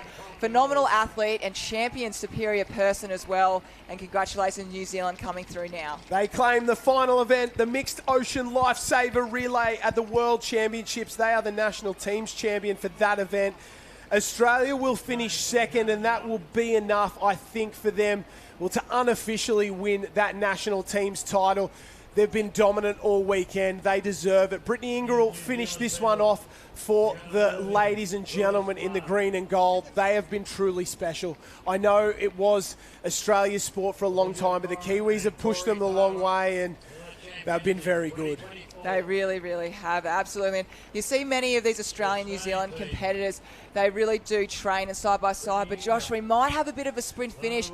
We've got the France on the screen at the moment. They've hung in for third. The French, they did it the hard way there, rolled the dice, got a result. They'll cross the line in third place. A fantastic performance from the French. The US will finish in fourth. South Africa in fifth. And have a look at this. If you want to talk about competitive, this event's here to stay, because this one is as competitive as we've seen. The Japanese, the Brits there as well. So that's your top 8 across the line, and it was very close in the end. What an event, what a race, what a weekend so far. Courtney Hancock, what's the highlight been for you? Oh, that's a hard question. You didn't give me any warning on that one, Josh. Oh, it's been amazing. I think for me, I go back to the interviews that you and Ty did on the beach. They were just my favourite. Seeing that today and you know, seeing Anna who won the flags, and she had an emotion just saying this is a dream, and she can't believe it. I just think that's so beautiful. And Hori, and also in the flags as well. Just a couple of words that I heard. He wants to make this big in Japan. Yeah. It's absolutely beautiful. And the girls in the ocean, obviously saying their heroes are the girls that they're racing side by side. So I think the interviews for me were the highlight. What about yourself? Yeah, unbelievable. To see all these nations, I came here, I didn't know what to expect. Haven't been to a World Championships for a long time, but I've been so impressed with the nation, the Canadians, the Irish, the Egyptians, the Americans, you name it. This is a global sport, and it is growing on a global level, and we love to see it. It has been super competitive all weekend long, and for a long time it wasn't like that, but times have changed, and some of the best athletes in the world are coming to this sport and are performing. We've got Olympians, we've got world champions in all disciplines there, and the other nations, they're coming, and the Australians and the Kiwis, they don't have it all their own way. The Italians, the Germans cross the line there. It's been truly special couple of days. The action doesn't stop here. This is just the national teams competition wrapping up. We have the Interclub Championships kicking off on Tuesday with the pool events and then the surf events next weekend. You'll see all the action here on the live stream and on SBS. Ty Dowker is on the beach with our winners. He's with Corey Taylor and the rest of the Kiwi team. That one has to feel good. Yeah, I'm sure it's one that feels really good for our Team New Zealand, the Black Fins. What a performance. Started with that with Clark. Had Irving in the transitions going through with the speed as well. Olivia Corrin on the board, and finishing off with that of CT, Corey Taylor. It's the last event of the day. Probably as a team might have just fallen short in the overall point score, but this is a special event to win. Yeah, definitely. It's good to end the campaign like this. You know, all the athletes and the management team and staff have put a lot into the whole campaign. And yeah, we fell short, but we're just super proud of everyone that raced. The Aussies race incredible, and it was tight, and it was awesome to be that close on the last day. So just super proud of everyone, and yeah, stoked to be here. Super proud of everyone from the Black Fins and all the team involved. But what about internationally? The flavours here, just short of 50 teams internationally competing. Pool rescue and the dominance they had the Europeans, the Italians, ocean events as well, surf lifesaving and lifesaving federations up and about, isn't it? Yeah, it's awesome, and it was usually us sort of ocean countries that would dominate when we come to the ocean, but now a lot have moved over, and coming from the pool, there's the French and the Italians, South Africans that are stepping up all over in the ocean events, so it's just awesome. So much great success right across internationally. More importantly, I had a little whisper this could be the retirement of the Black Caps, or I should say, of the Black Fins of CT, but is it more about how the body holds up? Yeah, definitely. You know, I made my first team as a junior in 212, so it's been 12 years part of the campaign, and 214 as an open competitor. But if the body holds up, I'd love to go one more, but if this is it, it was a good way to end. Mate, great team as well. The phenomenal job of the girls, you know, on the beach, in the water as well, and the boys. Phenomenal effort. That's the Black Fins taking out that of the mixed ocean lifesaver relay. Congratulations. Go and enjoy the grand finale event. Is all done. Well done. Thanks, Ty. Thanks, Ty, and a great job yourself down there on the beach. Let's take a look at the highlights. What a start there. Have a look at them go. Absolutely flying. And the Kiwis, that little advantage at the start there, they got up and moving. And interesting to see the tactics, Courtney Hancock. Australia and New Zealand side by side, but that was probably the last time Australia led that entire event, as New Zealand grabbed it by the scruff of the neck and just went on with it. Yeah, they absolutely did, didn't they? We saw Zach Morris had a great start, but Lewis Clark, it all came down to that changeover. So we know that the water athletes, they don't have to do transition, but this is what I feel it all came down to.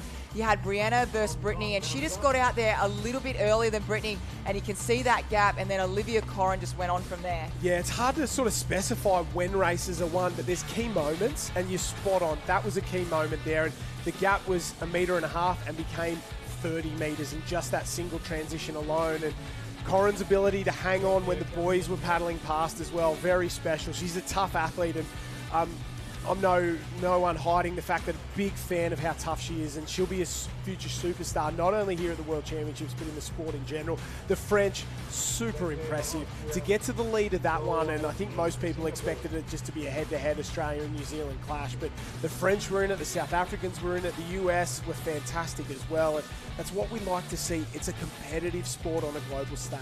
Yeah, I like the French tactics. I like that they put the males off first, and then they finished off the females. They got right in there with New Zealand, and they were essentially up the front for that part of the race. So I think it had their French ski paddler. I think she felt really good the position. She didn't have to fight. She wasn't in the mess. So I think, you know, if they were to do it again, I think they should do exactly the same thing. And we heard from this man, Corey Taylor. What a way to finish it home. He doesn't know how long he'll keep going, but he has been a champion of this sport and a champion of this event. And we spoke about it this morning. It means more for the Kiwis because they've had to fight a little bit harder for it here. And the Aussies were the undeniable favourites for that overall point score, and they've got the job done. They've delivered, but they were pushed the entire way by the Kiwis all weekend long. The French have been fantastic, the US as well.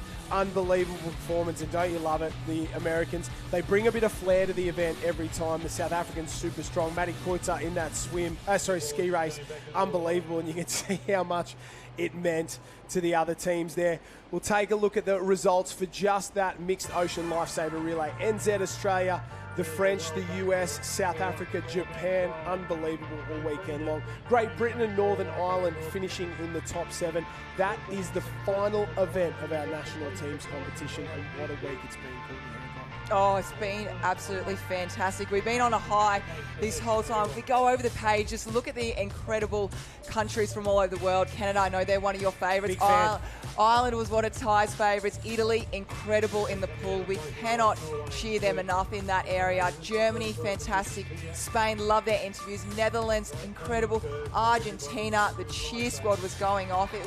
It's just amazing. And the amount of friendships and sportsmanships that we've seen over these last few days and still yet to come next week has just been so admirable. Yeah, the beauty of this as well is somebody's brought something to the party, that is for sure. We've seen the flavour of every nation, and we've seen, well, the joy that every nation brings to this World Championship. That wraps us up here from Kurrawa Beach on the Gold Coast for National Teams Day 2 On behalf of myself and the entire team here, a huge thank you for tuning in this afternoon for the 2024 Lifesaving World Championships. The strategic partners, a huge thank you to Surf Lifesaving Queensland, the International Lifesaving Federation, the Gold Coast and Queensland governments, our supporting partners, Risk Intelligence, Kurrawa Surf Club, Race One, Ampol and Eventco. For all results, go to liveheats.com. You can check every result from every event all weekend long. Check the LWC website for the rest of the program for the week. We will be back with the Interclub Championships on Tuesday. On behalf of myself, Courtney and Ty and the entire team here, thank you for joining us. Stick with us. There's still another week to go. That has been the national teams competition. Thank you and goodbye.